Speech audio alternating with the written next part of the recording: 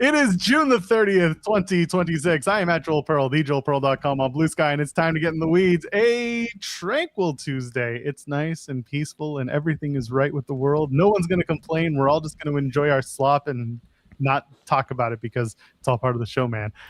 You know who I am. I told you. I already told you.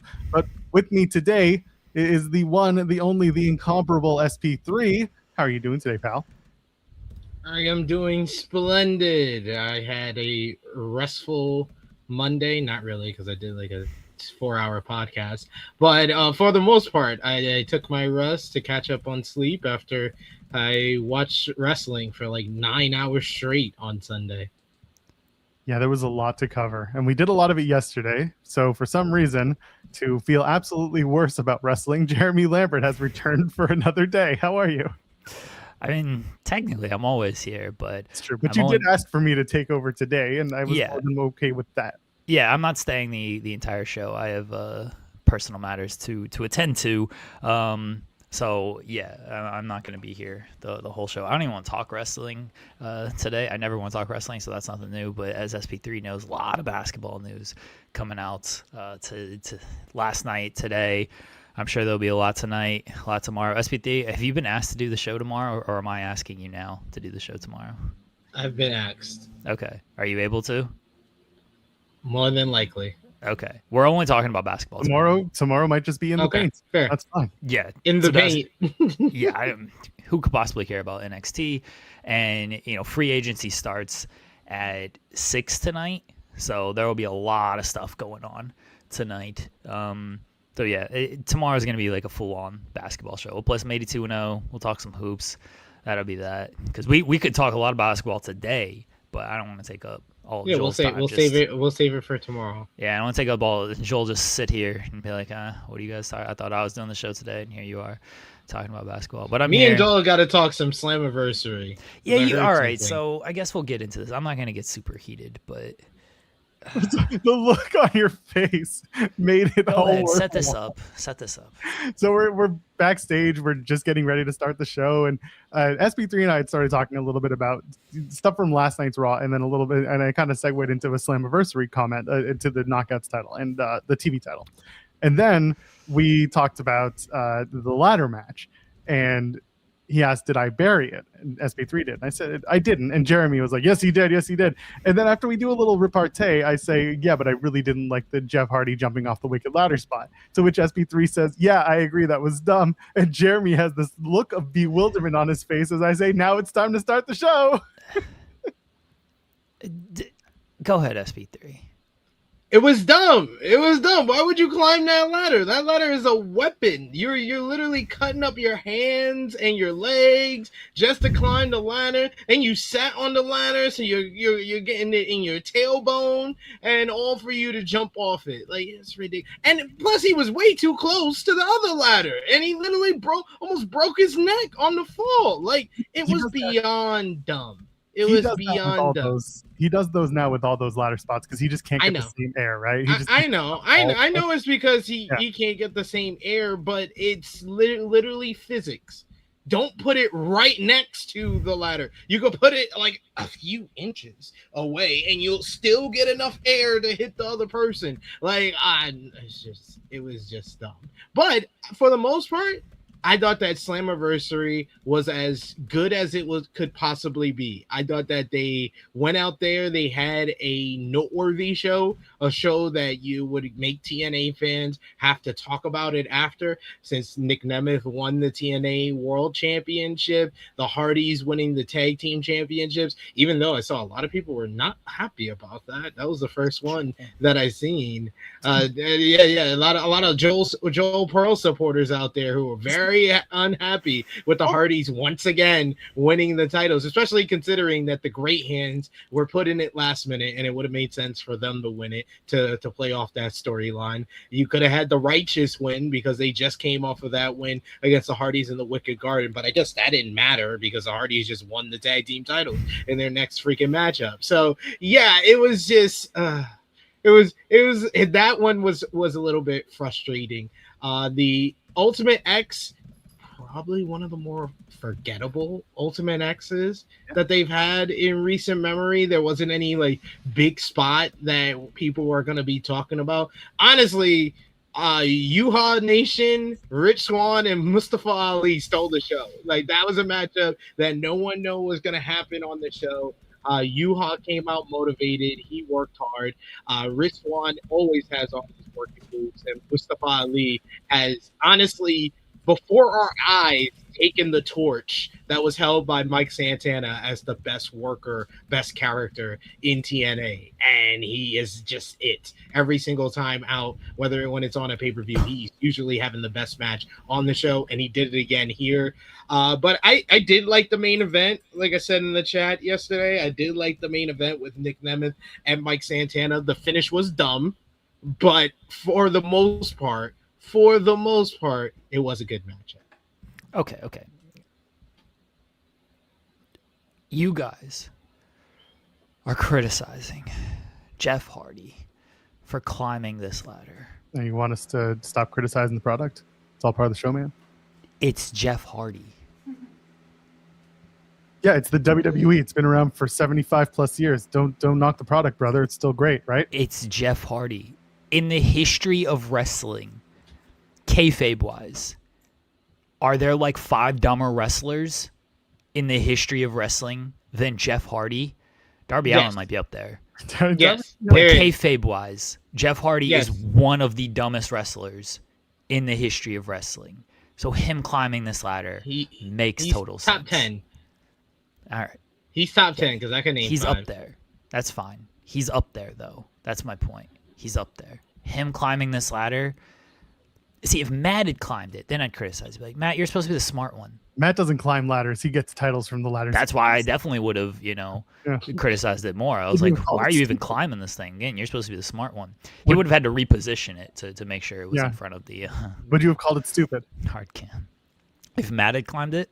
Oh, yeah. I probably would call it dumb. I mean, I said it was dumb when he was like trying to reposition the ladder. That was the thing that popped me the most. SB3. I don't know if you caught that for the finish. The ladder was this way, and so if they climbed it, their backs would have been to the hard cam. And so Matt, he's like, I gotta get my face on the hard cam, brother. It was so good. I was cracking up at that. I can't believe you guys are criticizing you didn't like Jeff Slammiversary? Hardy. You didn't like Slammiversary? I didn't like. I thought it was. It was all right, since everybody's having issues. I like the SB3's mic got muted after the video. Yeah, it did. Yeah. No, I didn't have any issues. No, Slammiversary was fine. Like it was mid. Let's be honest. It was freaking mid. Is fine not mid? That's how I always. No, fine is like one level, one tier above mid. All right, sure. I thought mid is like one tier above bad, and bad is one tier above awful, trash, basura. That's garbage for those who speak the language. The Slammiversary was also being graded on that stupid. Why are we spending so much time talking about Slammiversary? I just wanted to comment that Jeff Hardy is dumb. It was one of the most important shows of the weekend. Number 2 show months. It was like the 4th most important show of the weekend. Give it 3rd. Don't you give NXT those props? No, don't you start. I was putting Paul Cade in the top, for there. All right, I got it then. All right, that's fair. This was not an important show. Was it a TNA show? Wasn't important. You Ben Affleck. TNA wasn't important. It's like that. It's that Bryan Danielson diagram all over again. What's that? Oh yeah, my Bryan Danielson dream match diagram. Yes. Yeah. It was that. Is it TNA? That doesn't matter. Yeah, that was one of my better bits, my Bryan Danielson dream match. What do they call it? Like flow chart or whatever? Where was he on Sunday? I mean, I guess he was embodied by the visions of Walker Stewart, but because they were West Coast, so normally Brian is doing the West Coast jaunts. Maybe he'll be on Dynamite on Wednesday. He might be in San Jose. He's all right. Let Brian live. No, I want him to live by entertaining me on commentary. I want him to live by entertaining me on commentary.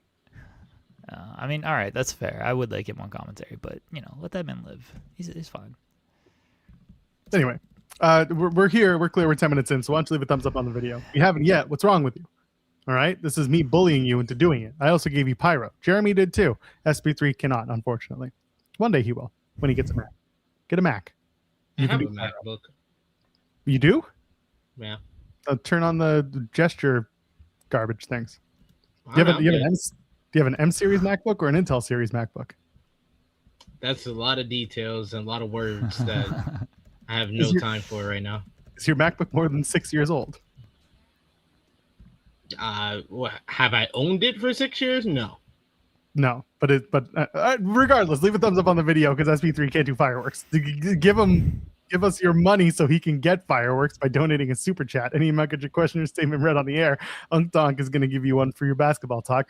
Does this Kawhi trade to the Raptors rumor have any legs? Certainly seems like it. So the Clippers are one of the teams that I cover, and based on everything that I'm seeing, it seems like it's going down today that Kawhi will be traded to the Raptors. You know, things fall through, plans change, pal. But yeah, based on everything that I've been covering, it seems like it's going to happen. So there you go. Kawhi to the Raptors. The Clippers going in a different direction. The holdup seems to be RJ Barrett, Brandon Ingram, and draft compensation. I think they want more picks if they take Ingram, and they'd be willing to take less picks if they get RJ Barrett. So that seems to be the holdup right now. And if you're Toronto, you want to hold on to RJ Barrett over Ingram at this point. Yeah. Kawhi is effectively the Ingram replacement and a much better version of him as well. Yeah, RJ Barrett is who. And if you're the Clippers, you want RJ Barrett. You don't want Brandon Ingram. So yeah, because the Raptors trading him for RJ Barrett is just they're gonna have to make another trade because they're probably gonna have to trade Brandon Ingram either in the offseason or by the trade deadline. Yeah, I don't know what Brandon Ingram's value is. So the Raptors might just have to give up the pick, but we shall see. I was actually in the middle of writing that article when I jumped on here, and I'm been busy. As far as we'll like the rumors go, so yeah, we'll talk about. As you've seen from my headline here. Yeah, I don't know if he's leaving. I think he's coming back. I think he is. Okay. Wait, you think he's leaving? Everything I've heard, it seems like he's going to the Golden State Warriors. Okay. See, the thing is with the Warriors. Sorry, Joel. The thing with the Warriors is after they signed Porzingis, they don't have like the money right now because they don't have their mid-level exception. Now there's a way to get there. They got to make some surrounding moves, and they can do it. But the Porzingis signing kind of signals that maybe they're not going to. Maybe they're out. I don't think a team with LeBron, Anthony Davis, Kristaps Porzingis, Steph Curry, Draymond Green is like they're good. They're great in 2K. You turn injuries off. They're gonna win. They can win a round. Even if they make the playoffs, they can win a round. They could probably make it to the semifinals. Yeah, if you can turn injuries off, sure. But I think if they do load management, the whole season, they could get to 48 wins and be in the playoffs. This isn't even a load. I think they're a playoff team. This isn't even a load management thing. These guys just get hurt. LeBron's the healthiest of the bunch, and he's the oldest of the bunch. So it's a fun team. Like, it's really cool. It'd be really cool to see the two greatest players of this generation like team up and go for a title at this stages of their career. We didn't need it when two of them were in the prime of their career because look what happened there. But it'd be cool to see. It'd be cool to see it at this stage of their career. So yeah, we'll see. It's going to be a busy afternoon or evening. Free agency officially opens at 6. Yeah, I'll be doing a lot of basketball work today, so I'm actually looking forward to it. It should be fun. I'm in the middle of reading Bob Dylan's guitarist apparently left mid-tour. That sounds terrible.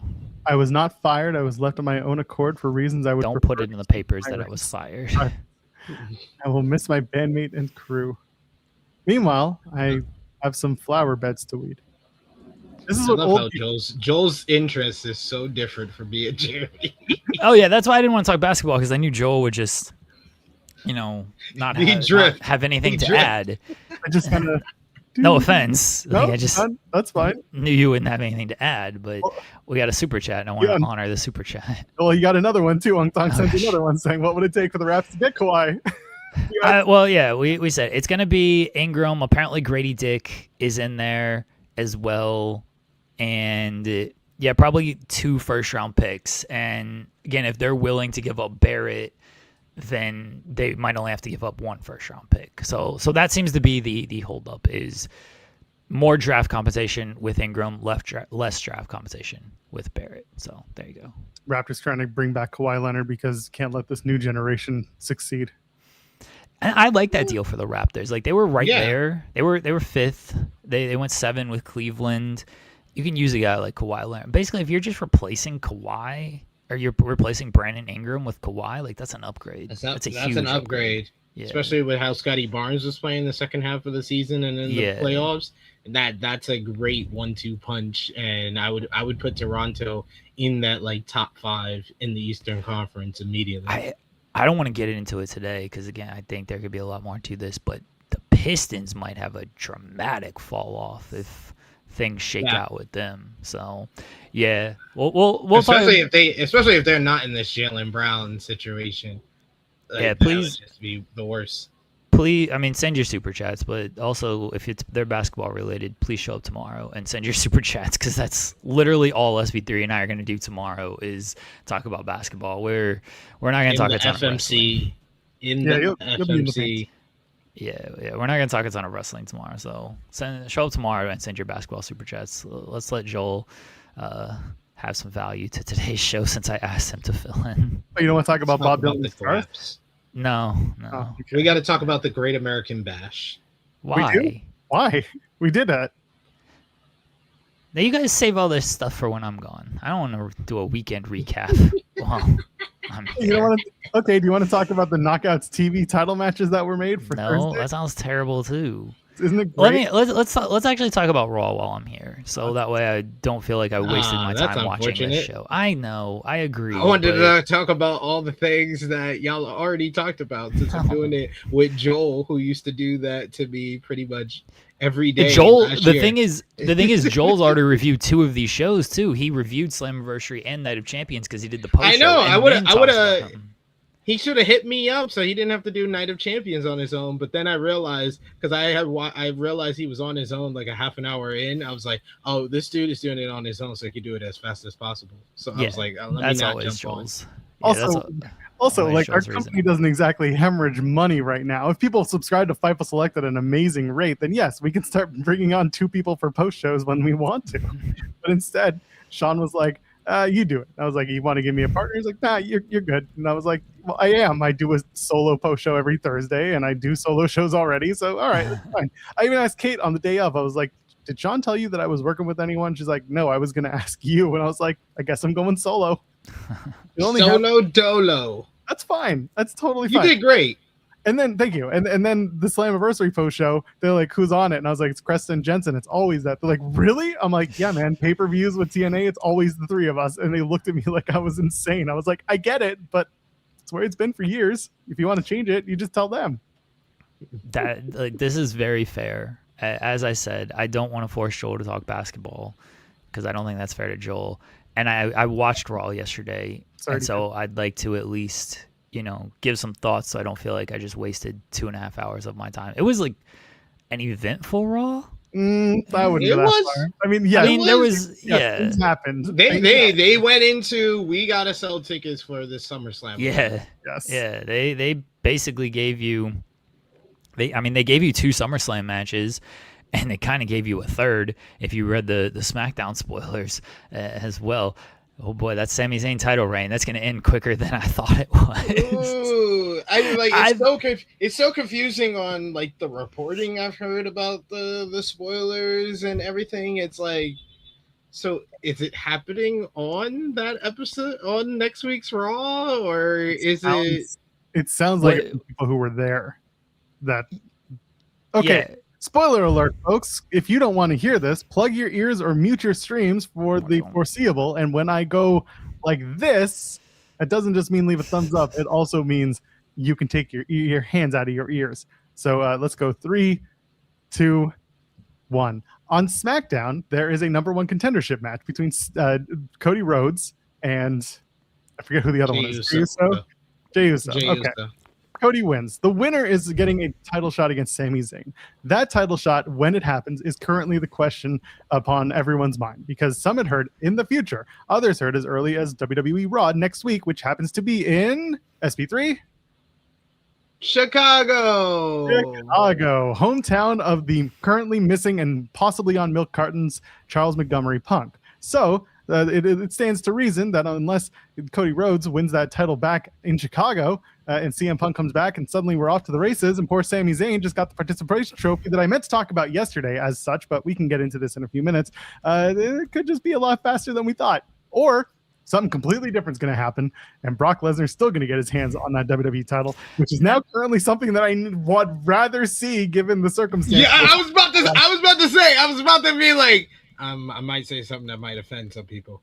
I think that the Brock Lesnar wins the title from Sami Zayn so Oba can beat him for the title sounds like a much better scenario than putting the title back on Cody after a freaking week so he can lose to Punk at SummerSlam. I don't think the Brock Lesnar scenario is good. It's hilarious, which means I like it. I don't think it's good. I never said it was good. It's better than the putting the title back on Cody scenario, though. Again, I thought yesterday when we did the show, Joel brought up the Brock Lesnar scenario, and I could not hide my thoughts on that with my face there. I thought the moment I saw Sami Zayn win that title, I was like, oh, well, he's losing it back to Cody at Saturday Night's Main Event. Now, the fact that they're doing it potentially 2 weeks earlier on Raw is even hilarious, more hilarious there. But Cody was never going to be some like long-term champion. I thought at most he would get his little 3-week run and lose it at Saturday Night's Main Event to Cody so they could do, Cody wins the title at MSG because his dad couldn't do that and everything. I thought that was always the plan. If they do it and they give Sami one show with this title, that would be much, much more hilarious. Well, it's going to drive much more hilarious. From a storyline standpoint, it's going to drive his character further off the edge. Not in a great way, though. Who cares? That's the thing. That's the problem. Is who is realistically going to care? Can we? Are we done with spoiler time? Can I tell? Yeah, I think so.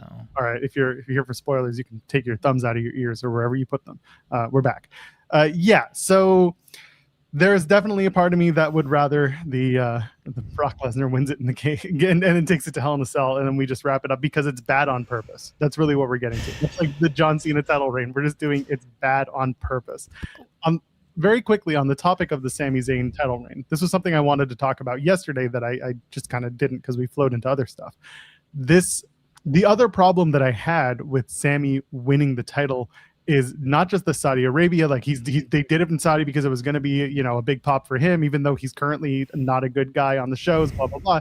It was very much a here damn participation trophy type of win in that. What did you see on socials afterwards? Everyone was like, good for my pal. Everyone's excited. He deserves this. He so deserves. I'm like, but on the show, he doesn't deserve this. That's the whole crux of the argument is if this is a show that's being portrayed in canon, in kayfabe, whatever you want to call it, he does not deserve this. And so for all of these wrestlers to be like, he's my friend and he deserves it. Like, I get it. Reality states you should be happy for him. But like, it looks silly, and now they're gonna potentially be done with it much sooner than planned. And it's like, here, damn, you got it, and that's all you're ever gonna get potentially. Yeah, it was always the Drew McIntyre reign of instead of giving it to Gunther after he lost to Cody 300 times, they just gave it to Sami, who's also lost to Cody 300 times. People are getting sick of Cody's reign. And so let's end it for 2 weeks. I've said it. Cody is Triple H. Triple H didn't have, he had a couple of long reigns, but Triple H just had multiple reigns as well. It was like 15-time champion, 14-time. Mm-hmm. That's where Cody is going to go. He is Triple H. He's going to win the title a bunch. He's going to have, some of them are going to be long. His first one was a year. Some of them are going to be long. And then there's going to be other ones that are just a little bit shorter, but they're going to get the title on him as much as possible because he started so late in winning the title. Triple H won his first title, he was probably in his 20s, 30s. Cody didn't win it until he was in, I don't think he's quite 40, but late 30s like anyway. 37, 38. Yeah. So they got less time to get the title on Cody 18 times. I don't think he's going to win that much, but less time to give him, 13 title reigns. He looked like he's about to be like a 10-time champion by the end of his career. But you're absolutely right. Like with Triple H, it was very much just look at the lineage. Once Triple H gets handed the world title in 2002, it goes Triple H, Shawn Michaels, Triple H, Goldberg, Triple H, Chris Benoit, Randy Orton, Triple H. Then Triple H loses the title by vacancy. He wins it right back, gets another reign. Vagant only held the title between two of his reigns. And then finally he lost to Batista. And that was the end of him just winning back and forth. That's basically, we're in 2002, 2004 for Cody Rhodes, where he's just winning the title back and forth as much as humanly possible, except not as effective, mainly because Triple H was a heel, so it made sense in a way for him to lose the title, win it right back, to lose the title again, because you always get that good feeling of when he wins the title. But now with the whole with Cody, except for the Sammy run, like we felt good with Drew McIntyre, but that feeling of joy that we had for Drew only lasted about 2-3 weeks before Roman, Punk, and Cody were all burying him on television. Like that's all it lasted for. The John Cena title reign, that's remembered as one of his worst title reigns of his 17, and it's supposed to be the record-breaking one, and that's remembered that way. So these are all the breaks into the Cody Rhodes title runs, and if he's just gonna win it back again, it's just like, dude, do you not realize that this guy is kind of like, yes, he's getting huge reactions every time he comes out. Yes, he is selling out in the merch stands.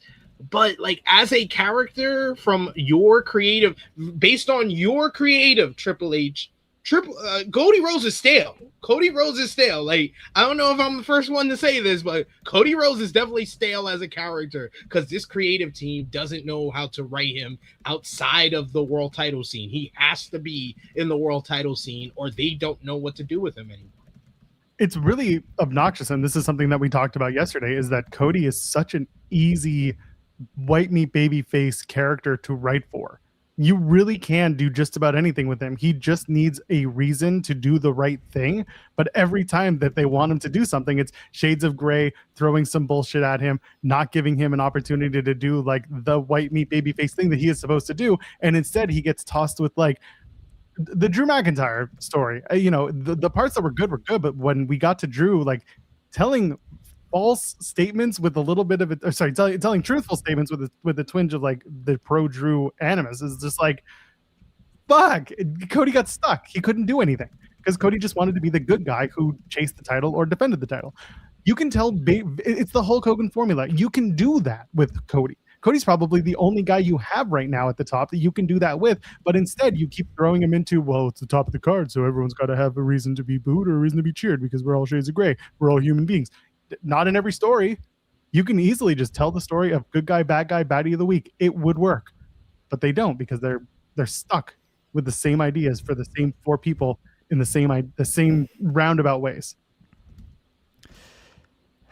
And then there's the Brock Lesnar conversation where I do, when Joel mentioned this yesterday, I was like, this sounds terrible, but they found a way to give you more than they somehow made it even worse because Brock comes out on this show. I was like, oh, they're really gonna do this Brock beats Sammy gimmick here. That's what I thought. I was when he said, I'm gonna make your decision easier for you, I thought he was just gonna be like, I'm challenging for the WWE title at Madison Square Garden.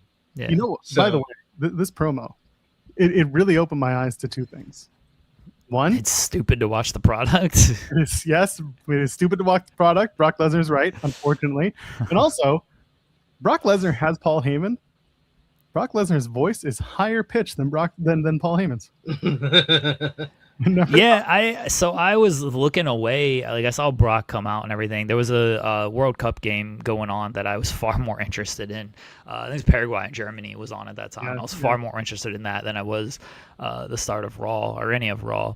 So I was watching Paraguay and Germany, and then I just hear like this person talking. I'm like, who the fuck is talking right now? I'm like, I know Oba's in the ring. Like, is my audio screwed up? Is Heyman? Like, weird. And then I click over. I see that it was Brock, and I was like, oh, I hadn't heard him talk in so long. I forgot what he sounded like.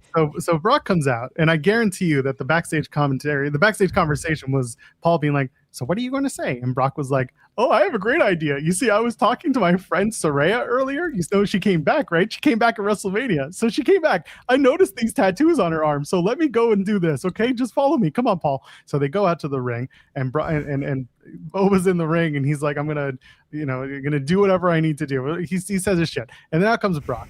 And Brock says, I heard that you're talking shit. Well, talk shit. Get hit, and he kicks him in the dick, and I'm like, I can't fault him for doing that, but he kicked him in the dick, F5'd him twice, and then because Oba got kicked in the dick, we got to do a match.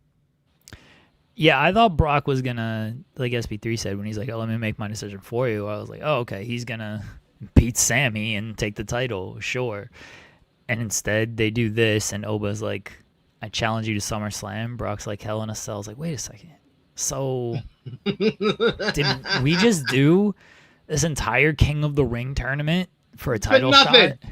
But nothing. And then it was just, I don't care about this. I mean, Oba literally said, like, the titles will always be there.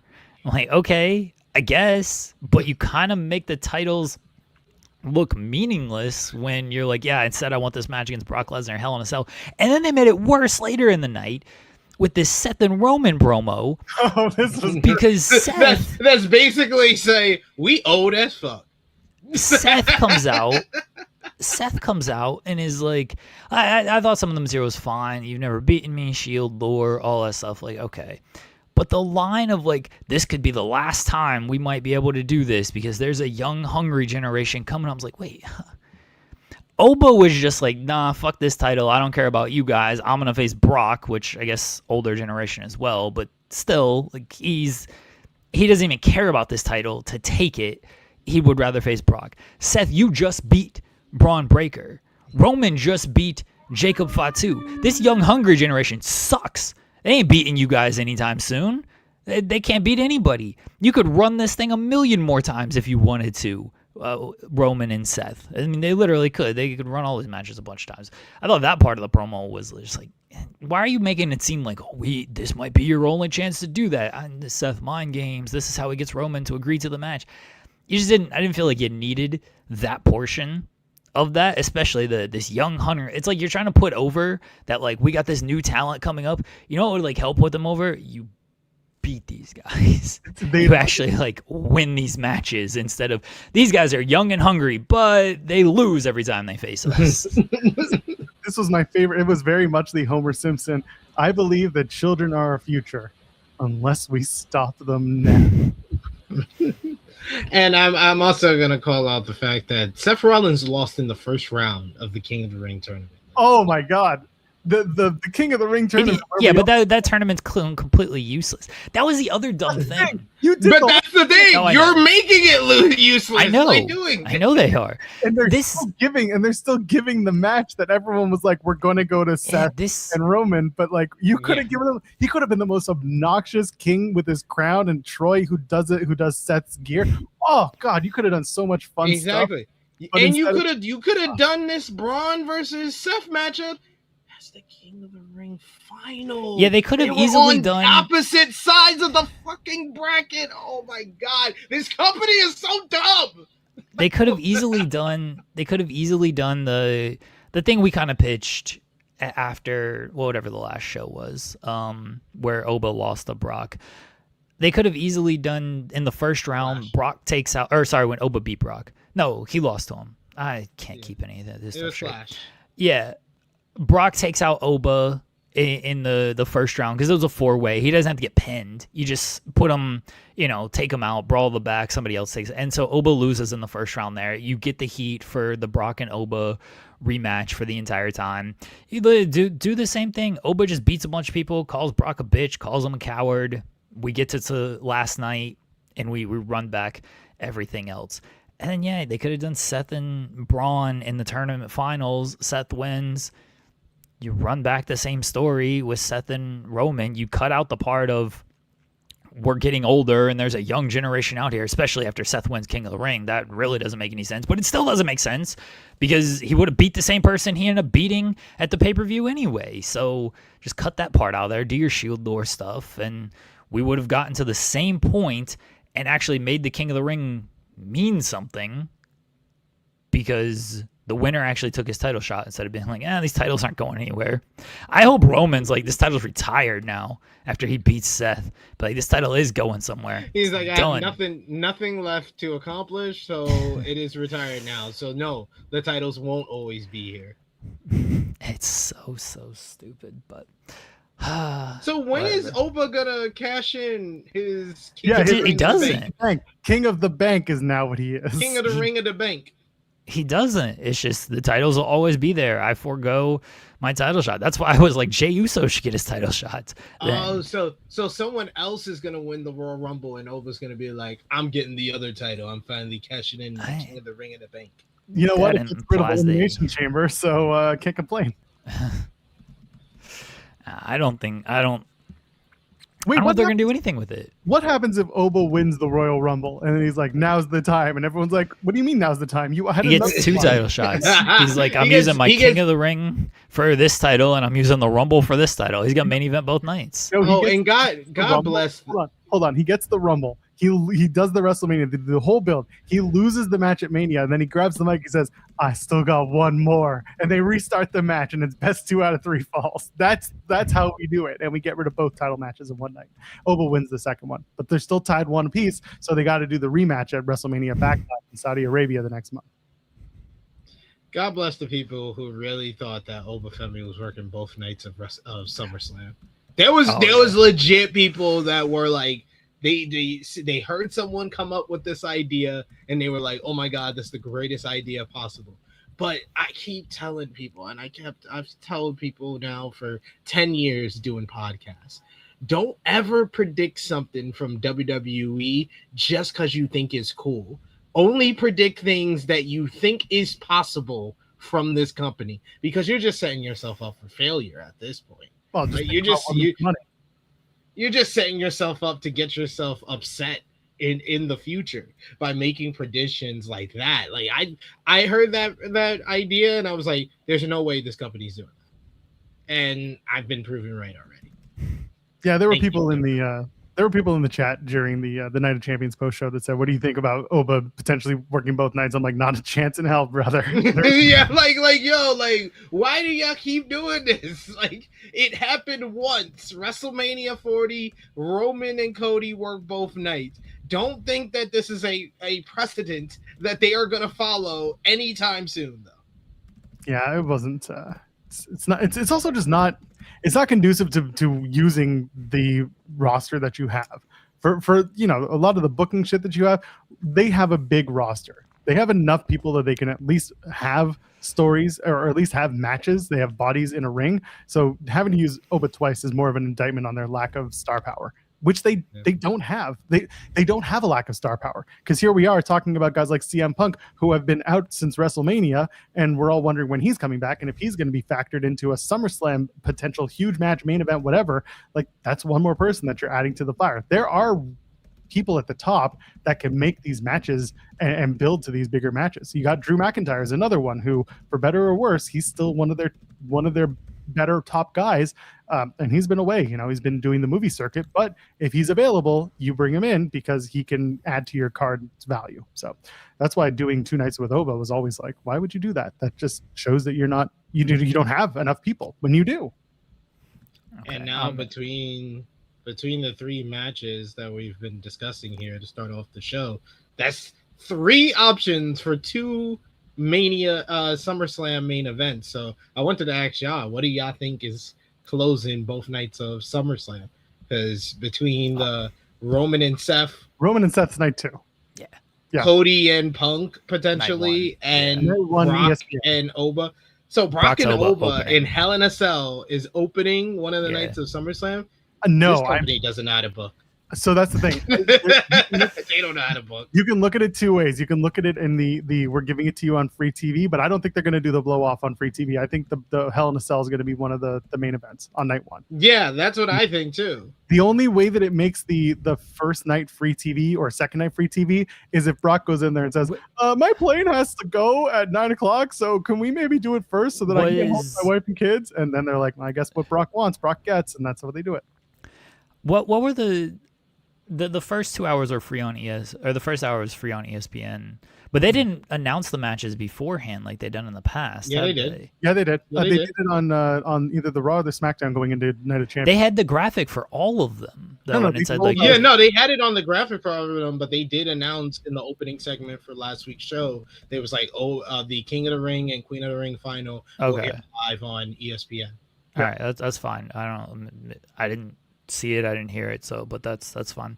I don't know, they did Brock and Oba free for WrestleMania. I know it's Hell in a Cell and stuff, but it wouldn't surprise me if they did it for free on there. It doesn't matter to this company. They got their money and everything. They want to do good numbers for the ESPN partnership with this, so I think Joy's got the right thought, is that they primed everyone for Oba and Brock on ESPN by giving it to them for free, the WrestleMania the match. But then after that, they're like, you got your taste. If you want to see this thing conclude, you have to pay for it. Even if it's 3 matches, if you want to see this shit, you got to pay.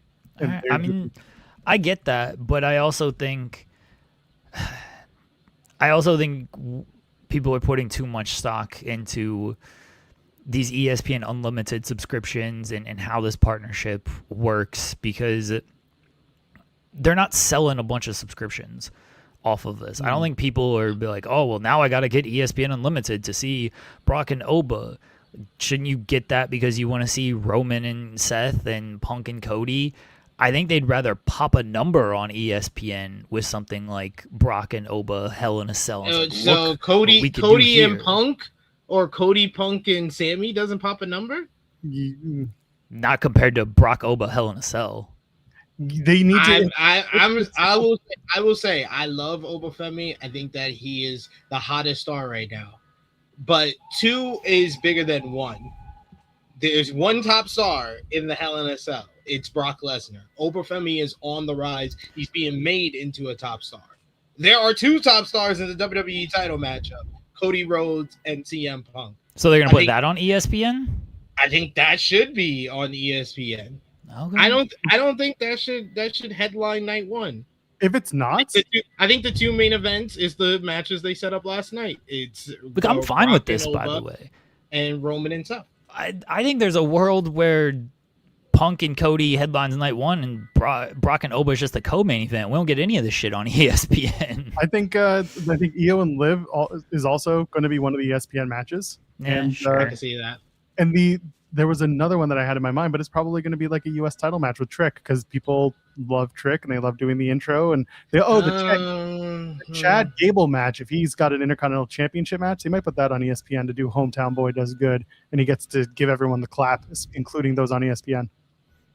I don't know what y'all discussed on yesterday's show. I know y'all talked about Night of Champions, and y'all probably did say that the Trick matchup wasn't the best. It was a SmackDown match. Yeah, it was a SmackDown match that Saudi Arabia did not give a damn about. But we got to start having a conversation, because we had his matchup at Night of Champions. We had his matchup at Backlash. We had his matchup at WrestleMania. Trick Williams is 0 for 3 when it comes to having a quality PLE matchup. Okay, you guys can have this conversation. I have to go. So I appreciate I appreciate you having me. Like, I can't just show up on this show. I appreciate you filling in for me today, Joel. Thank you. Enjoy your wrestling talk. Tomorrow, folks, no wrestling. If SP3 wants to review NXT for 5 minutes, fine. Wants to say nice things about Kendall Gray. That's fair. I'm gonna present it as the C-suite. That's fair. I mean, basically is. That's fine. Tomorrow, very heavy basketball talk. I'm letting everybody know that right now. Very heavy basketball talk tomorrow with me and SB3. Everybody be mean to Joel. Be nice to SB3. Talk to y'all. I almost clicked in stream. That would not have been good. Bad. Talk to y'all tomorrow. But I got to double click it. It's got to be in stream. Yeah, so I hopefully would have caught myself on the second one. Talk to y'all tomorrow. Take care, Jeremy. Later. I'm going to kick him in the dick and challenge him to a Hell in a Cell match. Do it. Eat shit. Get hit. Couldn't put on a t-shirt. I saw Soraya anyway. She's my friend now. A t-shirt. Put it on a t-shirt.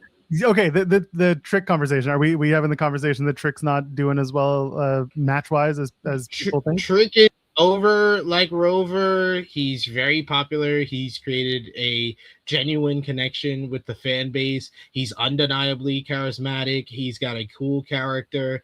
He owns the mic every time he touches it. But when that bell rings, he hasn't delivered on pay-per-view yet. And he's been against Sami Zayn. He's been against Ricky Saints. Like, he hasn't faced scrubs. He's faced one guy who's considered one of the best in the company, and another guy that's being seen as like a future kind of mid-card star for the company, and he hasn't delivered well. He hasn't delivered whatsoever. I mean, again, I agree with you from the in-ring standpoint, because I was also covering him during his TNA title run, where I was saying this isn't for me. This isn't working for me. I know exactly why he was there and what he was doing. He got better, but marginally better is not great. And at the end of the day, like, he's very much the WWE system's biggest success right now. He is. I mean, Oba as well. But what I'm talking about is from a charisma standpoint, you put him anywhere, he's camera ready. He's a handsome motherfucker. Like, he's got everything right, except for the thing that is arguably the most important, but arguably the least important thing to WWE, which is the wrestling acumen, the wrestling ability. And as long as he's able to do everything that gets people to react between the bells, or actually before the bell and after the bell, then before and after.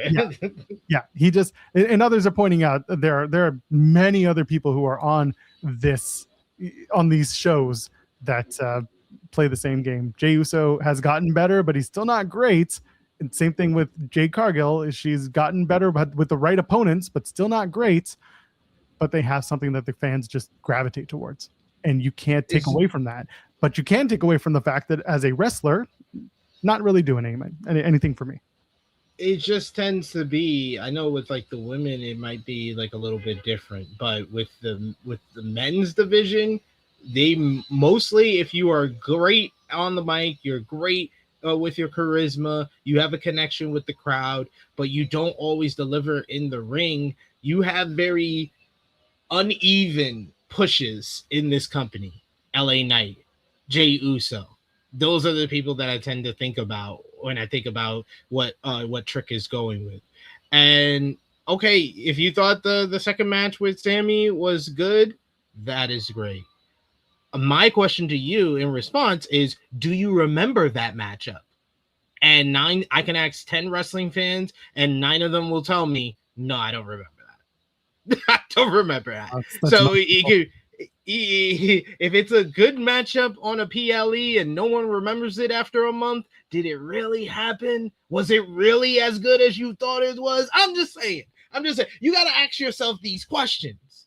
And I just don't think that Trick has really given us anything on PLE, on pay-per-views as of yet. So that's why I said I just want to have the conversation. I'm not jumping off the Trick bandwagon. Like I've said, I think that Trick Williams is one of the future stars in this company. I have seen Trick have good to great matches during his run on NXT. I'm just trying to figure out, is WWE putting him in the right position to have good matches on the main roster?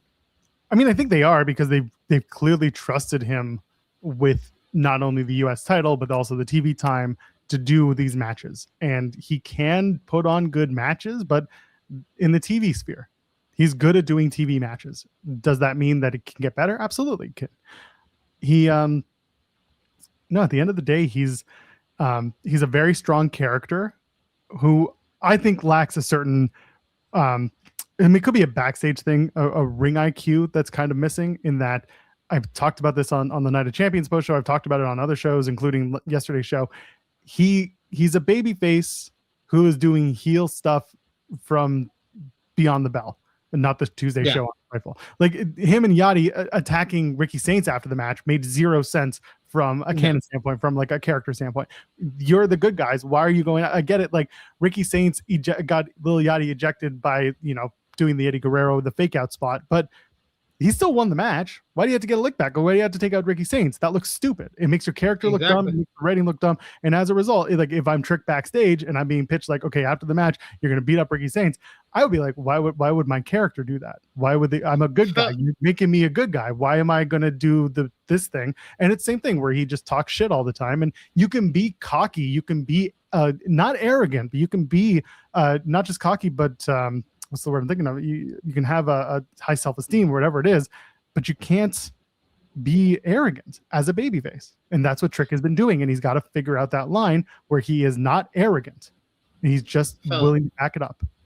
It felt like a burial for Ricky Saints, honestly. Which is absurd because he just got there. Unless he's been saying shit that he's not supposed to say. And I'm not me reporting, not me. It's purely speculation at best. Unless he's saying shit he's not supposed to, there's no reason for them to be automatically doing this to Ricky. I don't know if it's because he's friends with I know get it. Well, I know everybody was like, when Ricky Saints signed with the company, it was like, put him on the main roster. He's already ready for the main roster, but it's been a rough few months since he came to the main roster. And yeah, it's only been 2 months, but hasn't been the best start for him on SmackDown.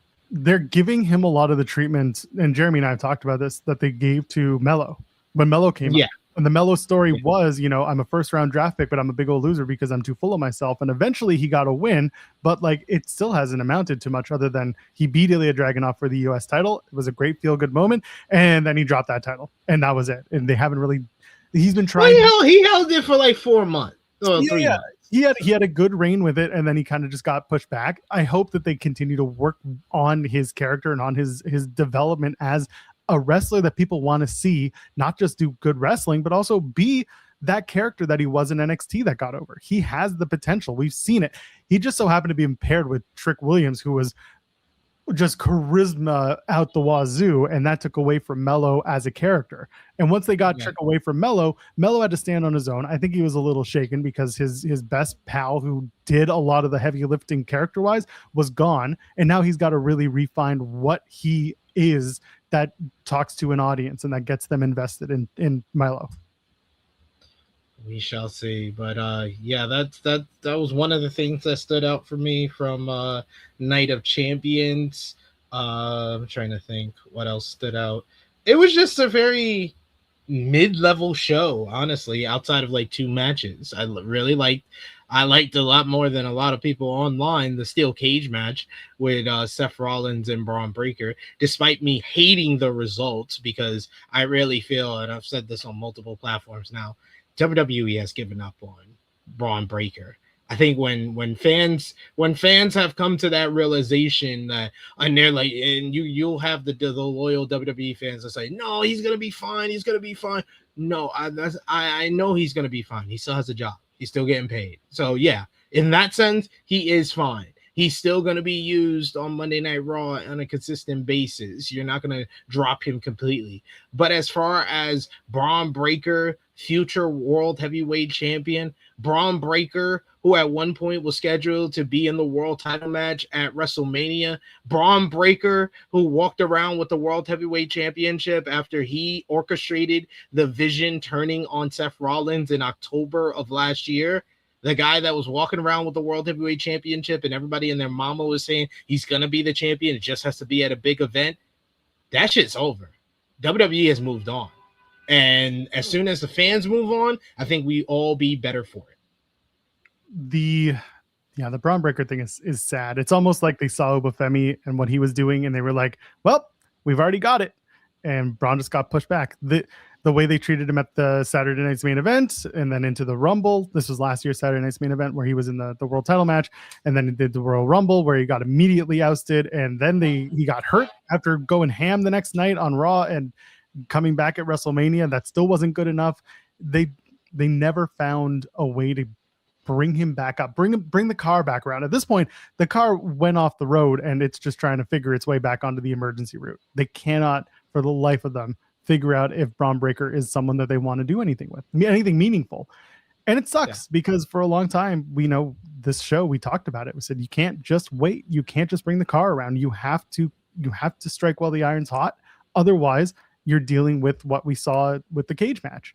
They had a good match. They had a plunderful match. And Seth won, which arguably was the right call from a storyline standpoint. You got to give the babyface the win to get past the Vision and finally just be done with Seth and Braun. You could argue that Braun winning at least would have elevated him and they could have done more with him, but he's been such a big loser in the grand scheme of canon that it didn't matter what you did with him. So him losing, it was just another cherry on the shit pie for him. So it made sense to have Seth win, but now you really have to figure out what's next for Braun. And now putting him in a tag team title match next week on Raw, I don't think it's going to do much to, resuscitate. No, it's just going to further establish him as a mid-card guy. At best, they lose the match. Austin Theory takes the pin. Braun Breaker goes berserk, and he's like, "Fuck this shit, I'm out." And then maybe he should, especially after last night. Paul Heyman looked at Austin Theory like, "Ew, you got Vision cooties on you." Yeah, you got the Vision cooties on you. Ew. And so they do a backstage. I'll set it up. We do a backstage segment following Brock Lesnar and Oba Femi in the opener, where Adam Pearce is talking to Paul Heyman. Paul Heyman's bragging that this is going to be the biggest match possible for SummerSlam. Brock Lesnar, Oba Femi, Hell in a Cell. He was like, you should get a raise for that. And then Austin Theory pulls up. And he's like, oh, hey, Paul, you didn't tell me you were coming. You haven't answered any of my cell phone calls, but you're back. I got a match tonight. You're back for your client in the Vision, right? And he was like, oh, you didn't know I was going to be here tonight, right? Right? He was like, no, I didn't. He was like, good. And just walked away from him. I was just like, is this their way of saying that Heyman is dumped the Vision? I mean, if it is, this is the greatest burial of a faction ever. If I'm Heyman, creatively, it's not been good. But also, from, again, canon standpoint, I got thrown through the barricade. I got speared, even if it wasn't on purpose. I got speared recklessly. So why would I want to go back to them when the guy that I trusted and is going to be in a main event at SummerSlam? Why would I go back to the other guys? Why would I do that? He did kind of bury them with the way that he talked about it. So the Vision has one of two ways to go. Either they get stronger and they show Paul that they can do it without them or without him, or they break up and we're finally free of this snake bit Vision, because it's just been injury after injury, setback after setback. Start fresh. You can do it. You can pivot if you need to, but it's not been good. It's over. End it. Do the tag title match. Have Braun go ape shit, take out everybody and be like, I'm out. And then, you know what? Here's one more. I'll give you one more. He goes up to Paul Heyman and he just looks at Paul and he says, I did what I did, and he walks off. And that's it. Braun doesn't need Paul. Paul doesn't need Braun. They just go their separate ways and we're fucking over it. We're done. That's it. So in the lexicon of infamous main event level factions that got blown up way too far in advance, where does the Vision rank among AEW's Pinnacle, TNA's Immortal? Yeah, Immortal. You like that one, Immortal. And I'm trying to think of one more from WWE. Let's go with the Shane McMahon, Drew McIntyre, Elias, and FTR stable on SmackDown in 2019. I don't even remember that stable. Exactly. That's how bad they were. The Nexus were around for a pretty long time. So it was Immortal to a certain extent, but it was like 3 months and they already were like, Immortal, you're not the main event stable anymore. Like that's how it was. And Vision's been around for pretty much the same amount of time as Immortal was. So. Yeah, Vision's been over a year. Mania to Mania plus 4 months at this point. So Immortal was still around in 2012, despite them being created on 10-10-10. So we're at about 16 months for Vision. This is the problem with the Vision, where they set themselves a little different from everyone. Their downfall is losing Seth Rollins in the middle of a story when the Vision was being developed into bigger things.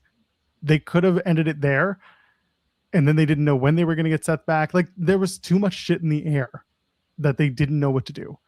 And you can argue that it should have ended after Mania, after Seth, or not after Mania, but after the first Braun and Seth, and just been done. But no, it's gone on way too long. It's gone on 2 months too long at this point. You could have done the 1 year anniversary and gotten out, but that's not where we're at. I feel like the issue started before then. Like, I was gonna say the issue started when Seth Rollins is the leader of a heel stable, but he's still doing his babyface act. Oh yeah, I've always disliked that in general. Yeah, I thought another mistake was not giving Paul Heyman the chance to really explain the group. Instead, you're asking for Seth, who wants to do his babyface shtick. At the same time, he has to explain why this group is all together. But then, in my mind, I realized what the real problem was. They just came up with the idea for a top heel faction and just said, okay, let's do the angle to do it.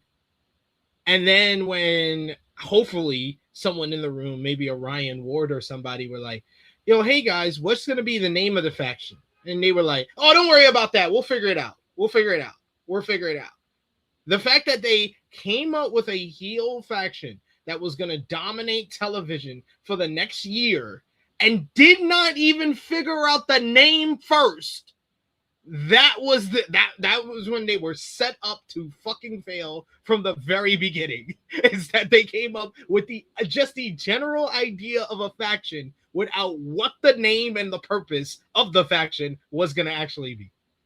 Yeah, that's fair. And at the end of the day, this needs to be the end of it. Logan Paul being out should have been just the icing on the cake. When you lose, and it's not because Logan Paul's like a worthy name, it's just because at this point you bat 1,000 with injuries in this group.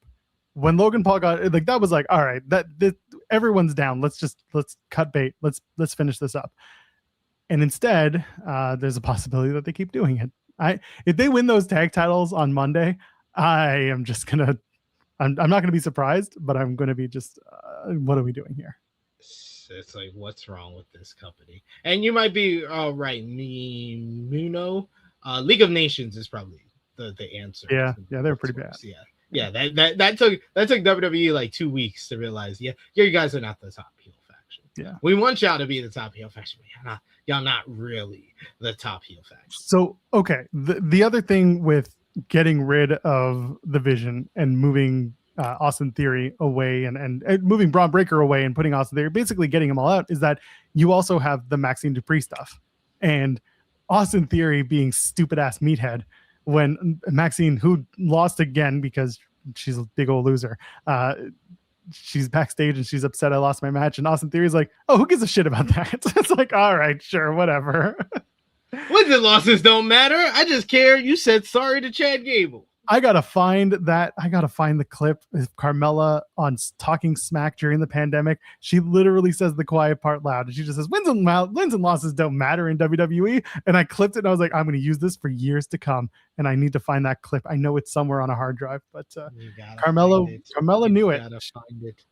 She got it. She got it right. I can find it sometime, but yes, wins and losses don't matter. Did you enjoy this Joe Hendry concert last night? Anyway, Joe Hendry came out and played the same 4 chords on his guitar. Does he not know any other song? Yeah, I don't think he's allowed to. But apparently he's cutting an album. And if his album sounds like what he's playing on Raw, then you're going to get an album of the same 4 chords over and over again while he has different, comedy style lyrics. It's not good. And then he had a match, and the match was not good because he was doing the Austin Theory match, and it was just not good. And you have the Street Profits there singing off key and being the Street Profits, which, okay, fine. But this pairing, these three, it's just not good. Feel how you will about Joe Hendry. The absolute lack of care or interest that they've given to him is amazing in a way. Danhausen absolutely lapped him, and he got lucky too. There is a large part of this that Danhausen got incredibly lucky with the Nick stuff, 100%. They also knew that like Danhausen's the type of guy who would also push back and be like, "Come on, this is dumb, and we can do something better with the character." And they did. They listened and they figured out what works for Danhausen. He'll push back too. It feels like with Joe, he's doing the we're gonna go out there and do whatever I'm told and hope it makes money. It doesn't work. It's so bad. Nope. That's not how you got yourself over. You got yourself over with you bringing something to creative, and I think that's the only way he's going to get over on the main roster, sadly. But he's over for what he's doing right now, so you can't deny that. I mean, I'm not saying you're wrong, but he is over. And no, the segment wasn't the best. I don't think this was the right use of the Street Profits following their big win. And then you had Austin Theory come out, and they have a bad 5-minute matchup. And Joe Hendry's now using the side effect that freaking Michael Cole called the standing ovation.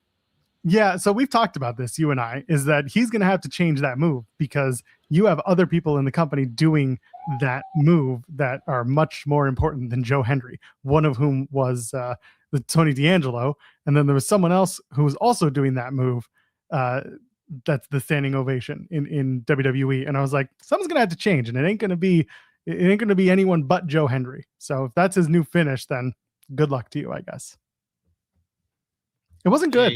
Another person paying tribute to Matt Hardy. Matt Hardy, one of the most influential superstars in pro wrestling history. For better or worse. And put this at the end of all your montages of Joel talking trash about Matt. Cena, I was saying, come on, Joel. Joe Hendry dropped a good line about Theory getting murdered on the mic by Cena. Great. He's a bard. He's the guy who goes around in medieval times with the guitar, with the lute, just singing shit that he sees. That's great. Joe Hendry is literally the song and dance version of a VHS tape. Good luck. Very well said. Very well said. Yeah, everyone does the spear. That's the other one. But it's how you do the spear that matters. Exactly. Everyone does the Styles Clash. This was my favorite. I talked about it yesterday, and I mentioned it on Twitter on Sunday. You had AJ Francis do the Styles Clash. Someone else did the Styles Clash too. That's part of the TNA show. But you had two people on the TNA show do the Styles Clash. And then I was like, anyone else want to do a Styles Clash tonight? And then my reply to myself was, bruv, I know you're planning something. Yes, you knew he was going to do one. And then, 12:45 in the morning, you've got fucking Will Ospreay doing a Styles Clash from the stairs onto a table. And I'm like, can't be upset. He knew it was coming. He knew he had to do it differently than everybody else as well. So give him credit for innovation. The most innovative Styles Clash uses of the day. You think he's watching Slammiversary while he's getting ready for the show? Yeah, he's like, get ready to fly. He's watching Slammiversary, and then someone comes in the room and he was like, oh, I thought this was the 2005 version. My bad. It'd be very funny if he was like, bro, I gotta watch this Ultimate X match. We go, it's 10 minutes. Okay, it's over. All right, back to planning. Yo, that was just the most ho-hum Ultimate X match I've ever seen. Like, they didn't even try. They didn't need to. They had 7 men and they didn't know what the fuck it was supposed to be. Whatever, it's fine. They did not. Did anything else on Raw really happen? Lyra Valkyria is now Crazy Bird Lady, and that's yeah. You can tell she's a bad guy because she's disheveled. Yeah. She doesn't wear makeup anymore. I like the promo. I think this was one of her best promos. Talking about the person who she is supposed to be is farther away from the person that she is, but after that beat down last week, she feels closer, like she's closing that gap. I was like, all right, Lyra, all right, I'm willing to give this a chance. I wish that WWE would have told this story properly, because if you remember, the whole partnership started with Bayley dealing with like split personality and going crazy. So if they would have kept that story thread going throughout the partnership, and then eventually Bayley's crazy rubbed off on Lyra, and Lyra is the one that severs the partnership, and now she's gone crazy. That's how you tell a story. Starting a story, and then as soon as they're together, just saying, "Oh, forget that. We'll get back to that. We'll get back to that eventually." And then at the end of the story, when you've already dropped that element of the story in point B, and then by the time you get to point F at the end of the story, you're like, oh, remember that part about the story that we didn't have before? Now we're bringing it back. Now she's the crazy one. Oh, see, long-term storytelling. Oh, no, that's not how it works. Crazy by osmosis. That's how it works. It's not how it works. It's not how it works. Yeah, someone saying bring up Tatum to team with Lyra. No. You bring Tatum up to work with Paige, okay? You bring Tatum together, and they start Tatum Paxley. What are you talking about? What? Yes, you want to do Tatum Paxley, who is the young goth girl, versus working with the new goth girl. When the Bellas come back and they jump out Paige, you want to have Tatum Paxley to be Paige's new best friend. Who needs the old story of Lyra? Lyra and Tatum don't need to be friends anymore. In fact, if Tatum comes up, what are you going to do? You're going to do the crazy off because Lyra's gone crazy and Tatum's already there? No, come on. Are they both going to be crazy bad guys? No. That sounds much better than your idea. No, you want to do the new goth girl and the old goth girl. That's the way you want to do it. No. The first one you just said, that sounds much better. Get the goth girls together. No. Tatum and Paige, they're gonna get whatsoever. Get bit. Brock Lesnar whatsoever. Right there. Rey Mysterio and Ethan Page had a good matchup on the show. Rey, the fact that he's 51 years old is just crazy to me. And this match wasn't like great or anything, but it was a good match. Good match, well worked, and it continued a theme of WWE doesn't really care about their young stars right now. My favorite thing about Rey Mysterio is the fact that, yes, on this earth, he has been for 51 years. His brain is that of a 75-year-old. His knees are that of a 23-year-old. Somewhere in the middle, 51. Tell me I'm wrong. I mean, I guess you're right. I guess he does have fresh new knees. So, yeah, he has 23-year-old knees. 23-year-old knees and a 75-year-old brain and a 51-year-old's time on earth body. He's doing it. Sure. I mean, Ethan Page, they're so close. They've gotten so close so many times, and now it felt like we're just spinning the block. He's a mid-card guy. They have firmly committed to him being mid-card guy. He's the young mid-card guy. He'll eventually get there, eventually get an Intercontinental title run that we treat like the biggest moment of his career, and it'll all be worthwhile then. But he's got a couple of years before we get to that. Ray locks in when it's time to bury the younger guys. Yep. He's like, I get to pay Ethan Page. Watch this. About to have a good match. He's the general manager of AAA, but no, we got to keep bringing him in for matches on WWE. Oh my God. Yeah, sure. It's fine. I like Ethan Page. I do. He's not only a fellow Canadian from Hamilton down the street, but he's also just entertaining. I think he's doing really great. Kind of. I drove past Hamilton last week on my way to Niagara Falls for our vacation, but did not think of Ethan Page when I went by the Hamilton Globe water tower that they have. And they also had LA Knight versus Jimmy Uso. If you remember correctly, they had a match on last week's show. Now, if you don't remember that match on last week's show, just watch last night's show because it's basically the same matchup with a different result. 50-50 booking is back. Well, never really left, but like I've seen 50-50 booking where they do one match 1 week, the guy wins, then the very next week they do a rematch and the other guy wins. I think that's not fine, but it is objectively worse when the same two people work the same match back-to-back weeks. The only thing different is that Jey Uso is at ringside and Jimmy's winning the matchup. Jay took a good bump when LA Knight kicked him. I don't think Jay saw it coming and he got kicked for real in the face on that. Because you could almost hear him be like, oh, fuck. It was really good when he went down. Yeah, distraction finish is garbage. It's just, you could just make LA Knight win 2 matches. You could do it, but God forbid. Because I guess Jimmy Uso wants to start his ascent to the European title. I don't know. Must make the bloodline look strong. Is this going to turn into LA Knight and fucking Solo Sikoa versus the Usos? Is that what? I think so. That's what I we're think doing. that's maybe SummerSlam. Oh, that's going to be so much fun. The two unserious guys. What do you call that? They're just doing comedy bits. Yes. Comedy bits backstage. They'll call them LA Knight and like California Solo. No, Mega Solo Stars. Mega Solo Stars. Because they've been abandoned by everyone. Oh, I'm so excited. And you know what? All you got to do is... This show warning shot! And then we're off to the races. Bow. Solo Night. Oh, so excited. The family of my family, yeah. The MFYs. Yeah. The MFYs. As in, why are we doing this? Yes. Oh my God. LA Knight doing the Solo Sikoa tag match. I am so for this. The enemy of my enemy is also my friend. Oh, yes. A 6-man. Oh, that's it. And Jacob Fatu has to team with the brothers. Oh, it's it. Oh, we hear. That's a Saturday night's main event match if I ever heard one. That's a 6-star matchup if I ever heard one. Brother, I am so in on this match. You have no idea. Hobbs, who's like, I guess I'm here. I guess I'm supposed to be doing something. Let's do it.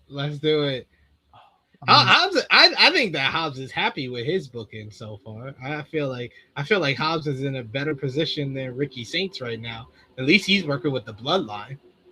Yeah, that's fair. I mean, he's certainly not getting buried. He's certainly winning. I mean, except for that Talatonga match that he had and lost. That was weird. I mean, everybody loses to Talatonga apparently. Well, he's very large. He's very tall. That's why they called him Talatonga. That's why he's Talatonga. That's right. He is the tallest Tonga. Soon he'll be the last Tonga left. No, that's Tonga Loa. Talatonga. Oh, just what are they gonna do with the Tongans now that they're not with Solo? Probably make him a tag team in the division that eventually beats Priest and Priest and Truth. Take off the face paint. I hope that's what the first thing they do.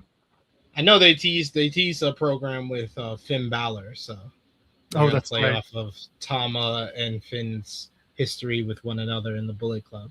So that should be interesting, even though they're never going to mention the Bullet Club. That should end with Finn Balor adopting them and wearing the face paint too. Yes, let's go.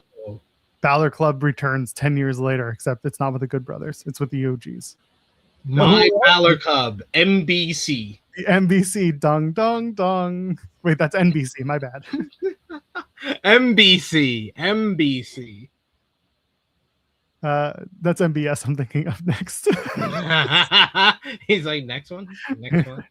Next one. Yes, the Demon Club. Everyone's going to dress up as demons for Halloween. Oh, God. Oh, please no.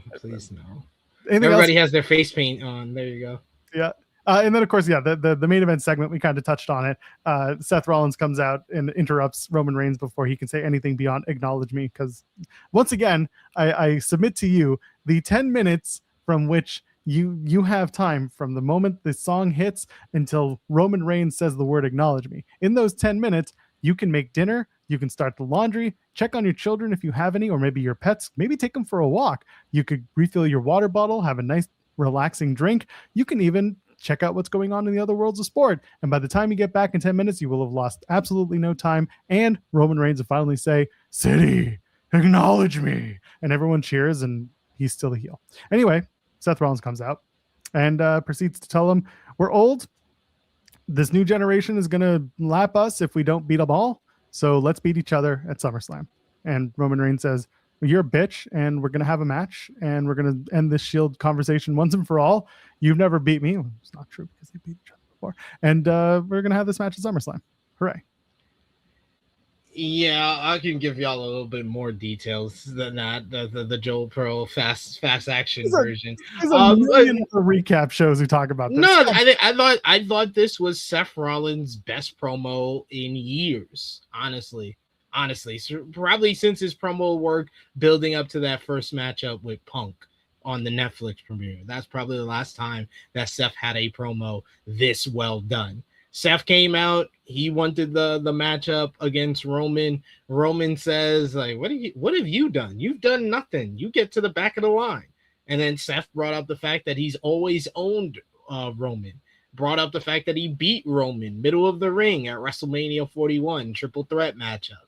Brought up the year prior, he sacrificed his body for Cody Rhodes to finish his story and take the undisputed WWE championship from him. 4 years he was the champion, and he beat everyone except for one person. That would be Seth Rollins at Royal Rumble 2022. And then he brought up the cash-in, the greatest cash-in of all time at WrestleMania 31, and said that he has had Roman's number ever since he put a steel chair in his back 12 years ago, and he will continue to do it, and basically goaded Roman into taking the matchup, saying that he has always owned Roman. Roman has never been able to beat him when it matters the most. So how does he want to be remembered? How does his legacy want to be remembered? Do you want to be remembered as one of the greatest of all time, a future first ballot Hall of Famer, or are you going to be remembered as a guy that Seth Rollins owned? And this could be the last time. We have more years behind us than we do in front of us. Old asses. We're coming up. There's a crop of new stars who's coming up. This could be the last chance we have to do this dance. So will you do it, my brother? And I liked Roman calling him little brother. He was like, little, you know, it's been a while since I heard any truth come out of your mouth, little brother. So yes, I'll take the matchup. I thought both guys came off very well here. Seth Rollins had a measured and a purposeful performance on the mic, where I feel like a lot of times Seth is just yapping, just the freaking yap all the time. And this just felt like he had a goal. It was effective.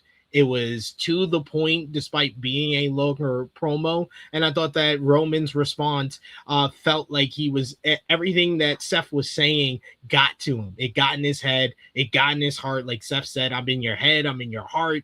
I've been involved in everything. Everything you accomplished is because of me. And that stung at Roman, and Roman now wants to beat him in front of his family to kind of further cement himself as the tribal chief and the leader of the family. So it's so much nuance there, and how this matchup is so important to both characters that's been around for multiple decades now. So this promo made it feel like this is the biggest match they could have at SummerSlam. Now imagine if Seth Rollins had won King of the Ring instead. You know, and that would have been nice. Then it would have been like, oh, you don't have to convince Roman. Roman has to do this. It's a totally different promo. But instead, it was Seth saying, we're old. We've beaten all the young kids. Now we got to beat each other off, I guess. Beat each other off is wild. Well, tell me when I'm telling lies, SP3. You are telling a lie, sir. No, I'm not. Tell you. You want lies? You got Seth Rollins beat Roman Reigns or Roman whatever. Though there's that one loss in the loss column, and that happened, you know, in between the time of the chair shot and the current day. So what are we doing? We're gonna get more Shield lore, more Shield references, more Shield chair shots. Can't wait. John Moxley's out here being like, "I'll show up if I can bleed." Everyone's just like, no, you're good, big dog. You just stick around. Then we need Dean Ambrose to show up to close the loop. You are gonna see so much AI clickbait bullshit on Facebook and more than you already see for the next month. You're just gonna see Dean Ambrose making a special appearance at SummerSlam. Tony Khan allowing. Oh, what's the likelihood that Tony Khan will let John Moxley show up at SummerSlam? It's gonna be so much fun. We should do that article on Fightful, and it should be just like 0%, just none, and that's it. And don't worry, Vala, they're saving the fist bump for the final promo before SummerSlam. They're gonna fist each other so hard at that last moment. What do you? I thought when Seth said, "What do you say for old time's sakes?" I thought he was gonna do. Yeah, they'll tease that shit again. It's fine. But so now that you've established the lore what's next? Because are they just going to run back the Punk and Roman build? And it's just going to be weeks of them either talking shit or beating each other up, and there's no in between. Oh, and a video package. I would hope that Seth learns from that and actually picks up some wins on TV. That would be nice. That would be nice if he picks up some wins on TV. Just me personally. I think that would be the best point to start off at. Let Seth kind of tally up some wins, work in the ring, work some main events on the way to facing Roman at SummerSlam. I don't think we're seeing Roman until maybe he makes appearance at the Saturday night's main event, since he's working Fanatics Fest, and maybe one episode of Monday Night Raw. I think that this promo felt very akin to the first promo with Seth and Punk and Roman, where it was like, okay, we're setting up this matchup for WrestleMania because Roman's not here for a month. I'm looking at the event schedule, and Ken Bruno, I think he's got two very good points. What's next is Roman beats Seth clean, and that's it. Yeah. And the other one being Seth's going to come out with the chair, the Shield chair, sit on it and cut that Edge style monologue, camera right in face, just that big extreme here. I'm going to do it. He was like, "Do you know, guys? This chair right here changed the fortune of the wrestling industry for years. We've changed the game, but then I changed it for the better. I bought in." Anyway, he's gonna cut that promo for sure. He's gonna come out in the Shield gear and he's gonna walk through the crowd. He's gonna start dressing up like Roman. Yeah. He's gonna have his own Ula Fala, and then he's gonna bust out Jamie Noble and Joey Mercury to be his Usos. It's gonna be all. He's gonna run through every generation of Roman Reigns. They're in Chicago on Monday, and then it's Raw, Dallas, Texas, Detroit on the 20th, and then LA on the 27th going into SummerSlam. So maybe LA, you'll get Roman Reigns. There we go. That'll be that. Yeah, we'll see. We get him in LA. That seems legit. In between Roman Reigns taking care of his 15,000 kids. Yeah. Some of whom are on the show. And Jacob Fatu is just going to sit there. The one thing that I like with Jacob Fatu right now is if Seth were to get enough offense, or if Roman needs to cheat to win, then Fatu needs to start kind of seeing that and going back to the I'm going to take you out. I do think this should end with Jacob Fatu beating Roman, because again, we're doing everything in service of the family, right? Where do you do that? What? Jacob Fatu versus Roman? Why would you think that's happening? Because you can't have Fatu stay in line for too long. The whole thing is he's trying to do this as a charade, right? No. You think that he lost? So it was either acknowledge Roman or get fired. So he just fell in line like a bitch, and that's it. And we're just never going to talk about. He wants his job. He's not a bitch. He's trying to have a job for his family. Oh, this sucks. So we're never going to come back around on Jacob Fatu. I mean, did they ever come back around with Jey Uso after he lost Tribal Combat? Did they ever come back around well, now they're coming back around to Solo Sikoa, and they did Tribal Contract with him. So this not the realm. Oh, poor Solo. If he never gets back, or not Solo, but poor Solo, but poor Jacob Fatu. He was so there. He was a man of his word. He lost. He doesn't need to be a man of his word. It's wrestling. He did lose. Though. It was either that, it's either acknowledge and join the bloodline, or you get fired. And he's like, we already got Zilla Fatu trying his darnest to get in this company. I don't need to be another Fatu. I mean, there to get in. Zilla's effectively signed. Go subscribe to Fightful Select, and he may or may not be signed to the company. And of course, with Zilla, it's like, what? Why? Just another guy that Roman can beat. Amazing. No, Roman's gonna make him the tribal heir. Oh, I'm so excited. We need another one of those. Mm-hmm. Jake is being punished for hugging Sean at the 2K event. Oh man. Anyway, was there anything at Raw? Chad Gable and JD McDonough had a good matchup as well. Sure, on the show. It's all about Danhausen. That Spanish Fly was crazy though. That Spanish Fly could have went down a little bit dangerous, but they landed it perfectly. Good matchup between the two men. Chad Gable, he could have a good match with just about anybody in his sleep. Even though I'm not really feeling his Dad Rock theme song that he's been coming out with. Awful. And then Danhausen, showed up because the big story, the show long narrative, if you will, on last night's show was the Judgment Day trying to get back at Danhausen, which started with Dominic Mysterio and JD McDonough going to Danhausen's lair and stealing his custom-made Knicks jersey that the Knicks made for him. So they took that and wanted to get back at Danhausen for stealing their humans' money.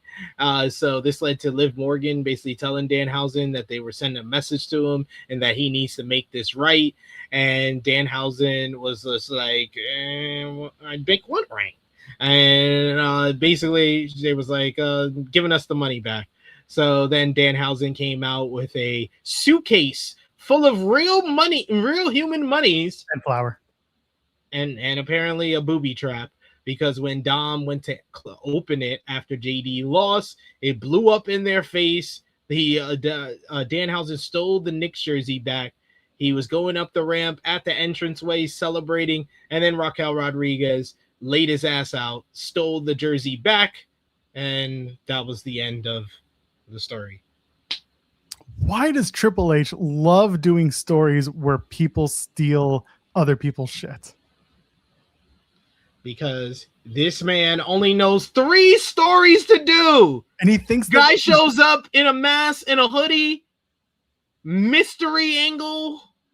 It's true. And stealing. That's the stories. The stealing thing is just, again, I don't have a title, so let's just steal shit, I guess. Something's gonna mean SummerSlam. It's looking like we're gonna get JD and Dom versus Danhausen and Jalen Brunson. So exciting! So exciting. First, you're gonna get you're gonna get JD and Danhausen at Saturday night's main event. Yeah, that's gonna set up the tag team matchup. It could. The only other side of it is that Jalen Brunson will just be in Danhausen's corner for the Saturday night's main event, and that's enough. I don't know. I'm just putting it out there. Is he's gonna like stop Dominic from doing his shit? Could do that, or they could do Jalen Brunson wrestling. Yeah, dumb. The Knicks jersey is the new lantern. See, you gotta steal something. You always have to steal something. Works for me. Works for me. Triple H and Raquel Rodriguez beat Maxine. Sure. That happened. This is incredibly apt, especially when you know who she spent or who Triple H is spending all of his time with. Incredibly apt. That's true. Triple H is in fact 12. Do you have, unless you have brainworms, at which point you're probably 212, but the brainworms keep 12. Do you have anything to add about brainworms? No, nothing to add about brainworms. Yeah, Maxine lost because she's a big old loser, and everyone's going after the Intercontinental Women's Championship except for no one's going after the Intercontinental Women's Championship. No one mentioned that on the show except for Raquel. And Adam Pearce, who was just like, everyone's going after this title, but no one's challenging for it. It's like, everyone wants that. Anyway. It's just you and Maxine. Okay. Sure. That's everyone. Excuse me. So excited. And then EO came out to say thank you and then get cut off by Liv, who then beat down EO with the rest of the team. So there's that. Get ready for a full month of Liv Morgan not being in defense of her women's world title until SummerSlam. Well, did you say Liv Morgan was on the show? No. Yes, you did. Trouble, that's me. Carlton Cherry lips and bad energy. Say it once, say it twice, and I'll give it to you all night. I'll be your bad advice. I still got the hiccups. That was the best part. Oh God. Anyway, that's that was Raw, I guess.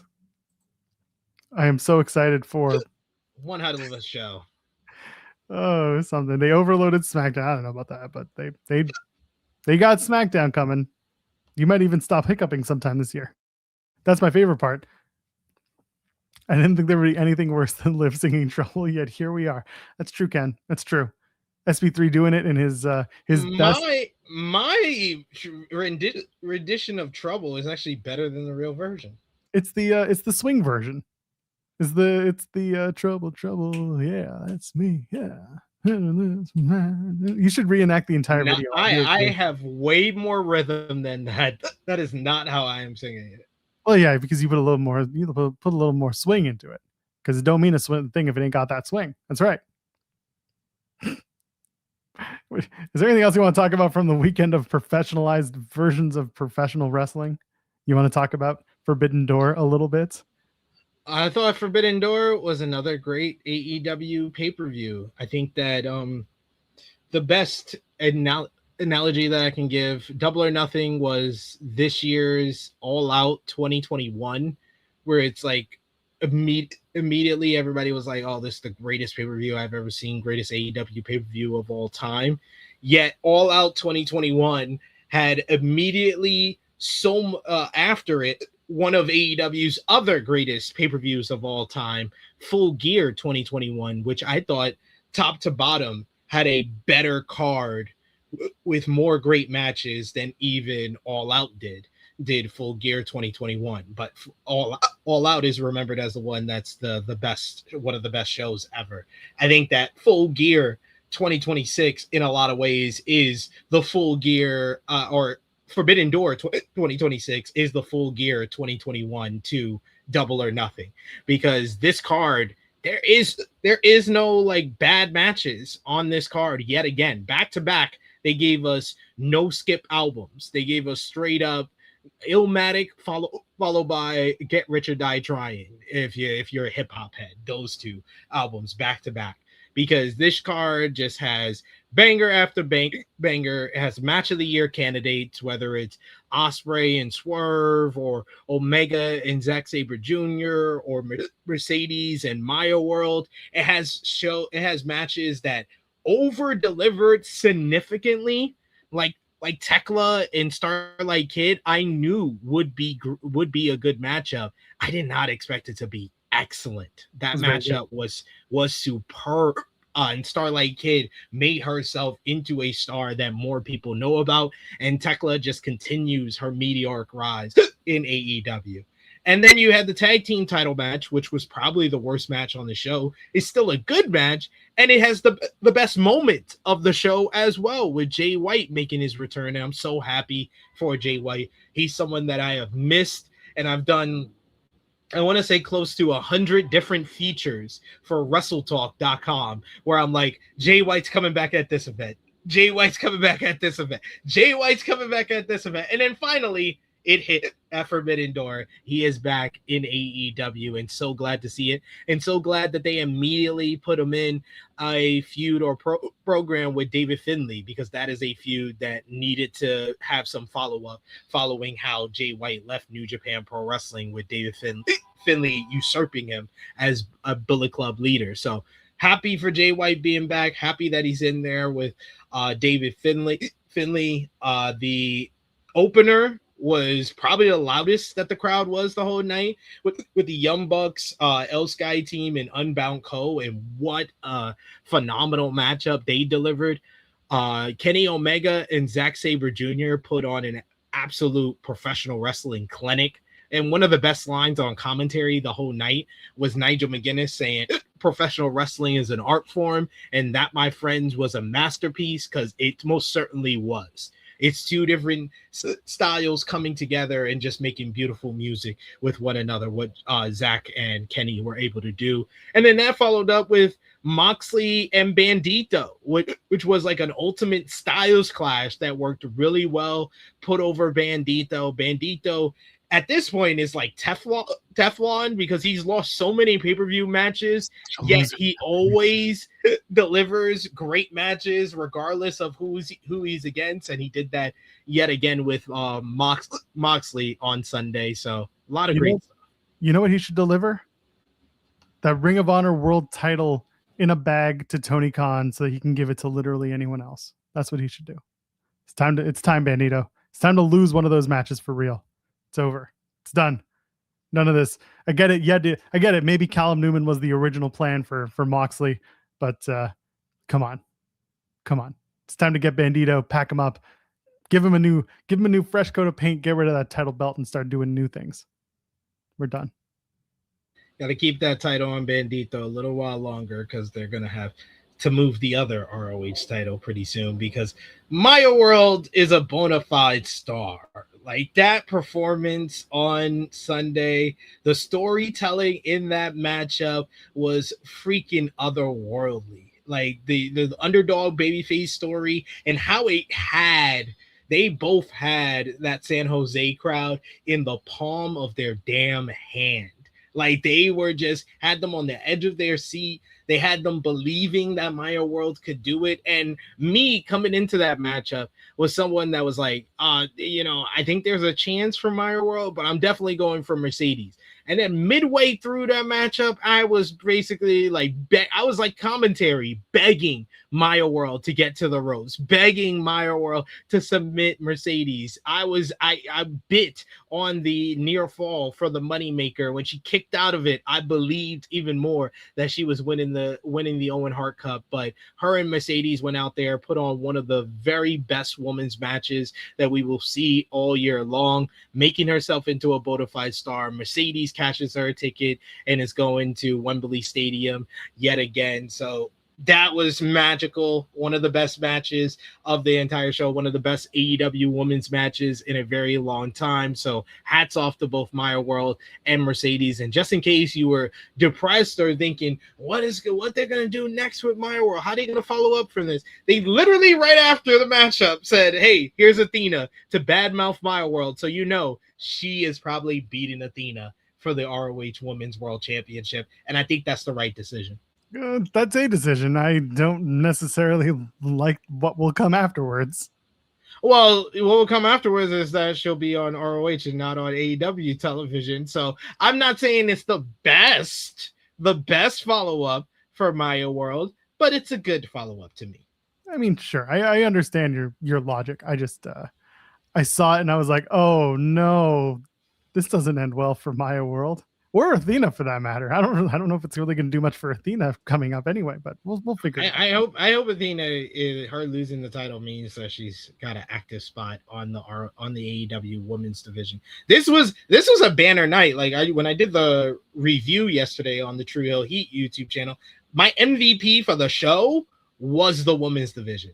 The women's division showed the hell up throughout the show, whether it was Micah and Sky Blue having a solid matchup on the pre-show, the World Tag Team title matchup with Divine Dominion and Thunder Rosa and Olympia, that was so much better than it had any right being, because Thunder Rosa came out she was fired up in that matchup, and Divine Dominion have become one of the best tag teams regardless of gender before our eyes. And then my favorite Starlight Kid and Mercedes and Maya World was the perfect 1-2 punch on the main card. My favorite thing is watching Divine Dominion tower over Olympia and Thunder Rosa like it's this weird type of film. And I saw the promo from Collision and I was just like, oh my God, there is like 2 feet between these women. It's amazing. And they had a good match. I can't say enough good things about Divine Dominion. I think they found exactly what they're supposed to be, and they're doing a really good job as the women's tag champions.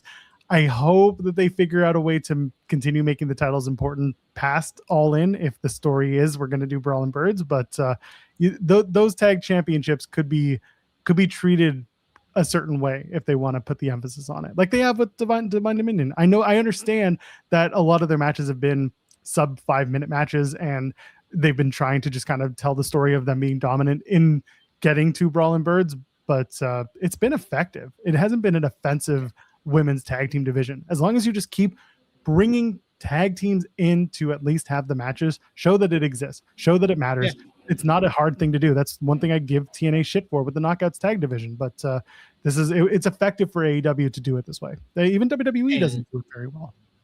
And if you want to highlight more teams for All In, I would do like a 4-way at All In. I would do Divine Dominion, Brawling Birds, Sisters of Sin, and Hyan in Maya World. Sure. I'm not against that either. I think doing the one-on-one or two teams match is good enough, and then just build those other teams in the background and show us that you have a plan for the next challengers after All In. And it's all you need to do.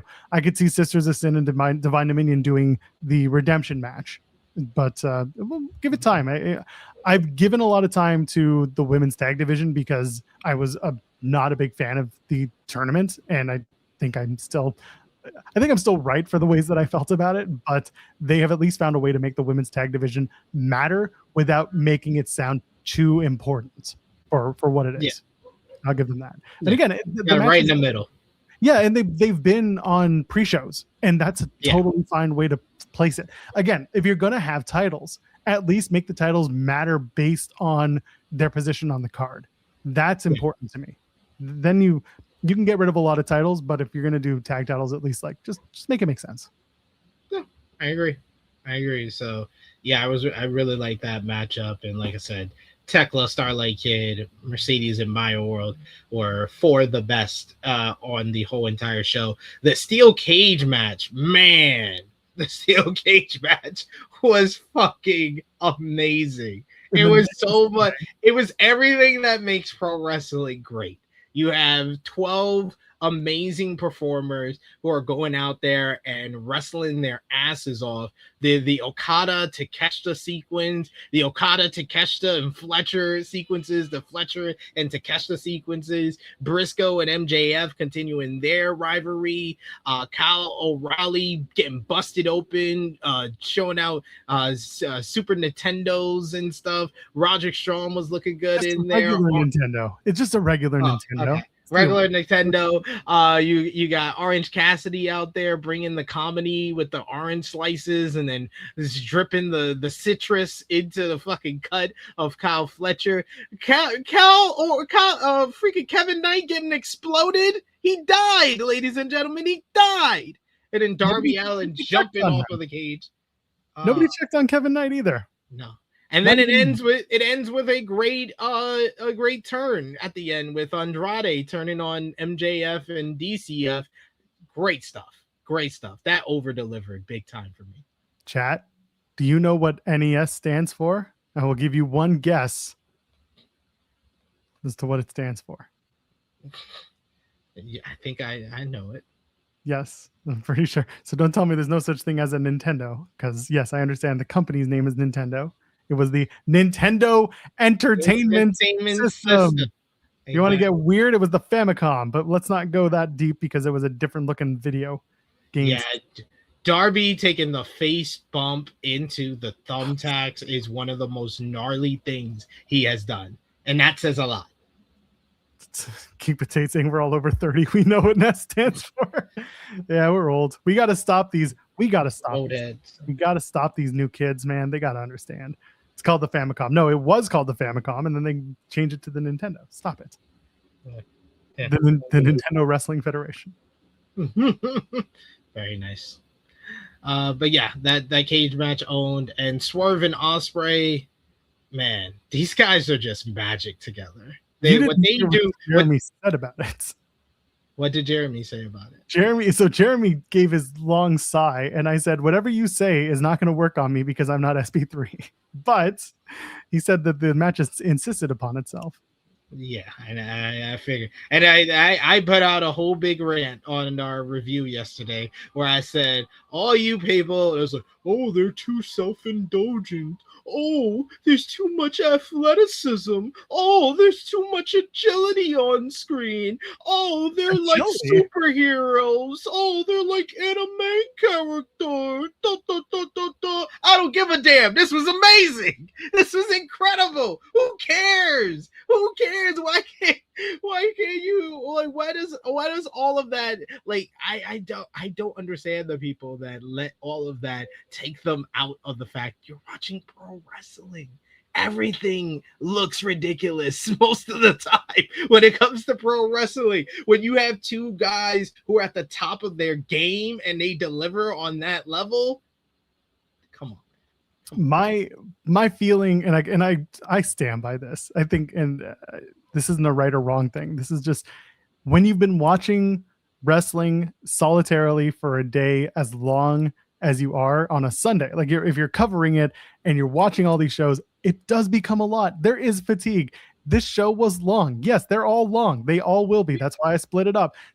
I think a lot of people just got annoyed with Swerve and Ospreay because it was 35 minutes and it was almost 1 a.m. on the East Coast. People were tired. People were just like, all right, come on. Like, I was on the East Coast. Usually I'm in the UK and it's freaking 6 a.m. Stop it. I'm not saying everybody. This is why I'm telling people, stop getting y'all feeling. This is what I'm saying. If you didn't enjoy the match, there's a good possibility that part of it is because it was a long fucking night or a long day. And you were just like, all right, I'm sorry. People need to figure out how to watch these shows. Then. I agree. That's why I stopped the match. That's why I stopped after the 12-man tag. I went to bed at midnight and I was like, all right, that's late enough for me. I woke up the next morning. I watched Swerve and Ospreay 1.5 speed, and I still enjoyed the hell out of it. You got to enjoy your wrestling when you can do it with your eyes. If you're in the crowd and you're live, you don't exactly get to just walk away and start it again tomorrow. That part is why I do sympathize with people who say the shows are very long. Because if you're there live, yeah, it can sometimes feel like a slog. It really can. But again, this whole like, oh, so Tony, he's telling you how to do your shows. It's like, no, we're not. We're giving constructive criticism about what feels good about watching the show or not. And if you're watching it on TV and you've purchased a stream, you have it forever and ever, amen. As long as you are capable of showing self-restraint and staying off of socials or not listening to a podcast until after you watch the whatever matches you didn't see because that's important to you, then you're fine. Also, for this main event, you knew who was winning. So, like, what are we really doing here? Yeah, and I think we all knew it was gonna go like long. Ken Bruno said not every freaking match needs to be 20-30 minutes either. And I said this complaint about the overall show, the fact that every matchup was over 18 minutes. That's a little much in my opinion. But if you weren't expecting the freaking main event to be 20-30 minutes, then do you know the company you're watching at this point? Like, yeah. But I have to question that. I think that's what Ken's kind of getting at too, is more the undercard being as long as it was. Yeah, like not every match needed to go that long. It felt that did feel a little bit is self-indulgent in certain ways. Yeah. And the tag team title match did not need to be 18 minutes. No, it didn't. And like Volib's saying, like just start the show earlier. And that is exactly it. You start the show. Jeremy has this feeling, which I definitely agree with. Start the show whenever, finish it by 11 p.m. Eastern. Like, I think that is a perfectly nice way of saying it. Like, your shows are long, but if you started at 6, 7, 8, as long as the show ends by 11, I think most people would just be perfectly fine with it. And a lot of the complaining would go away. I understand. Yes, pay-per-views on the West Coast. We know what happens when Tony goes on the West Coast, except when they did the show in Vancouver for Dynasty. We were out of that press room by 10:30 p.m., which was 1:30, which pretty good. They were out of that press room in San Jose at almost 3 o'clock in the morning. That's a lot to ask of people, especially who are being invited to cover for the show. It's a lot to do. I think that if you're done at a reasonable hour, I just think it's helpful, because it's not just the creators who are talking about it on the show who say it. There are people in the audience who sit through the entire show, and by the end of it, they're like, holy shit, we're so tired. And it's not going to deter them from going to the shows again. But like, a piece of constructive criticism does not make an entire company go away overnight. If anything, if it's listened to, that's welcome. And it's not like honestly, but to me, it just gets old. It gets old. Like, you gotta figure out something else that upset you about the show. If that's the only thing you got to be upset about the show about, then you're gonna have to realize it's not something that they're gonna change anytime soon. And I feel like I'm picking on Ken Bruno again, but I just disagree with his comment again. He says you're taken away from the specialness of the main when Kenny and ZSJ are going 30 or whatever it was. It was 26 minutes, meaning that it was about 10 minutes less than the main event. No, it does not take away from the specialness of the main event to me and to a lot of other people.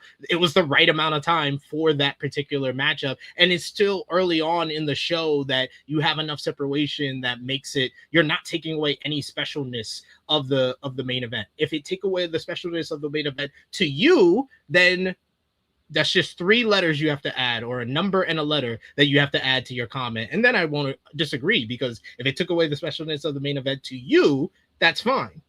But you saying that you're taking away the specialness of the main event like it's a definitive fact is false. And again, like Ken is one of the more level-headed people that you'll come across when we do these conversations. And I think when taking specific matches here out of play, there is a way to economize your card that you can still have matches in the middle that go as long as Kenny and ZSJ do. And then other ones can get cut to 15 minutes instead of going 25 minutes. Like there's a way to do it where some matches that are special on the undercard remain special while your main event is still intact as something equally, if not more special than a match like Kenny and Zach in this case. Like there is an economy of time, an economy of just length that you can work with. It can be a long night. That's all. But it's not going to change, and that's the understanding. But if there is a dip in business because of it, then the conversation does become a little more open, and that's totally understandable, and that's totally okay. Because if you need to pivot, then you pivot, because it could make you money. Yeah, and just at this point, because it's been so many years of hearing the same, oh, the pay-per-view was too long. If it's not taken away from the quality of the show, and the show is still being talked about as this great show full with great matches, then it's probably not really a very relevant complaint to have. I'll be honest. To me, that's how I feel at this point. It's been 7 years now. If you're still saying AEW pay-per-views are too long, but the vast majority of professional wrestling fans that watch it consistently are saying that it's one of the greatest shows they ever seen, then maybe you should shut the fuck up. All right, I said it. Thank you. Wow, look at you. I got that out. Wow. I got that. It just shut the fuck up. Like, it's not taken away from the quality of the show. So why is it really that big of a complaint? Look at this hater. Just start the show an hour earlier. That's really what it comes down to. Yeah, like that. Just say that. Just say that. Because if you're only thinking, oh, the show was too long. Oh, the show was too long. Oh my God, all this great wrestling. Oh my God, shut the fuck up. Yeah, just start the show earlier. That's it. And yeah, like King Potato saying, don't watch it live. That's it. Yeah. I agree. Fuck up. No, because again, like, there's so many things to complain about with AEW in general. If you watch week to week, the complaining about the show, the great show, was too long. It's become the TV ratings talk for how most people react to it. For me personally, I just react to it like, oh, we're still talking about this. I'm like The Rock at No Way Out in 1998. It's like, oh God, we're still doing this. Okay, cool. Well, to set you up for your show tomorrow, Shams just tweeted that LeBron will continue his career next year and told the Lakers, I'm going elsewhere. What you said? Shams said what? LeBron said to the Lakers, see ya, I'm out of here. Continue without me. I tried to tell y'all. I had people in the chat. MCAT saying LeBron ain't going nowhere. I tried to tell y'all, bro. I try to tell y'all. You gotta go to Vegas. I know what I'm talking about. I always know what I'm talking about with wrestling. I'm knowledgeable in wrestling, like historically, and I watch it very closely and I analyze it. But I know more about basketball. I'll be honest. Look at that. Goodbye. Yeah, I read that with no emotion because I got no skin in this game. Even with like Kawhi going back to Toronto, I'm just like, all right, cool. I don't give a damn. Good for him. Cool. These people get paid, man. Go get paid. That's fine. As long as people can afford groceries. That's all I afford to live. Afford mental health services. Afford to survive. Mental health services. Whatever. Just everyone needs to chill out. NXT is tonight. Unfortunately, I have the honor, or not so much privilege, of telling you all that Booker T is back on commentary tonight. He's the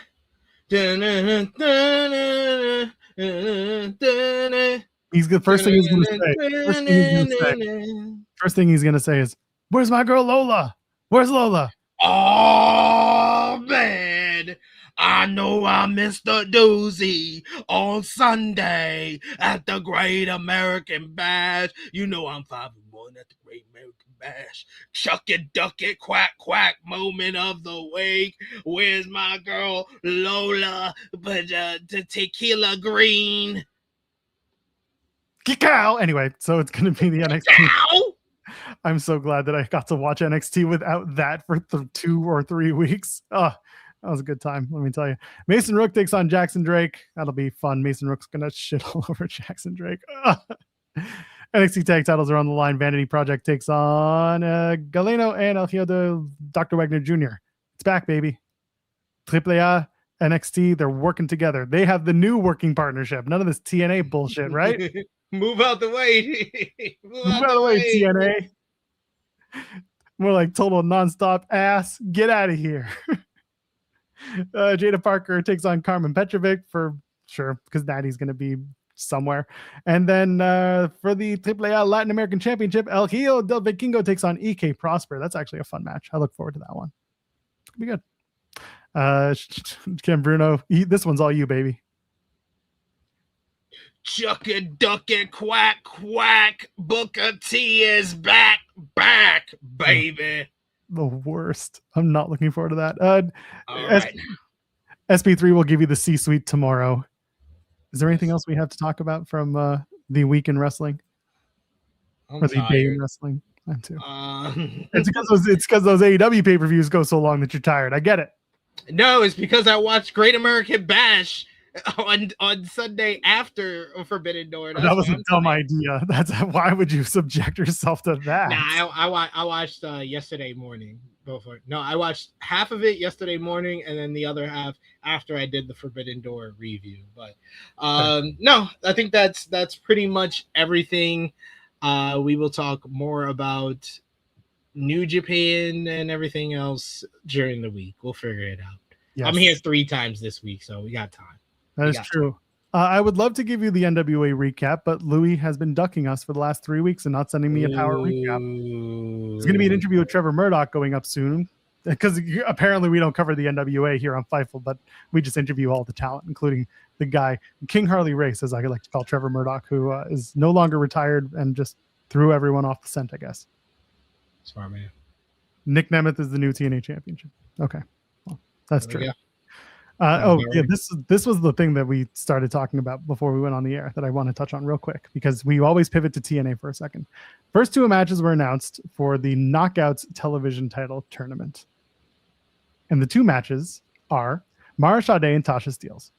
Cool. That's fine, because Mara Sade is probably going to be one of the people in the final, along with Indy Hartwell, the 2 women who lost in the triple threat pre-show match. They're probably going to be in the tournament final.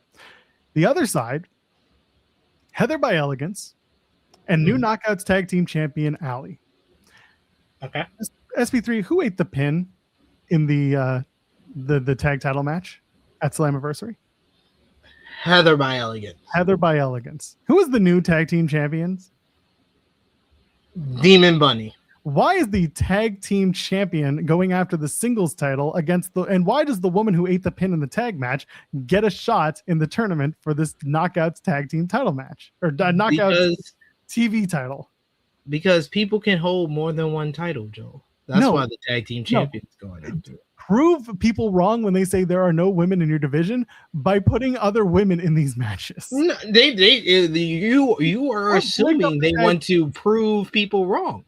Or break up some tag teams. Yeah, that's true. I'm assuming they want to prove. You're assuming that they want this to make sense. You're assuming they want to prove people wrong. You are assuming way too much. When you assume, you should just drop the because that's what you look like.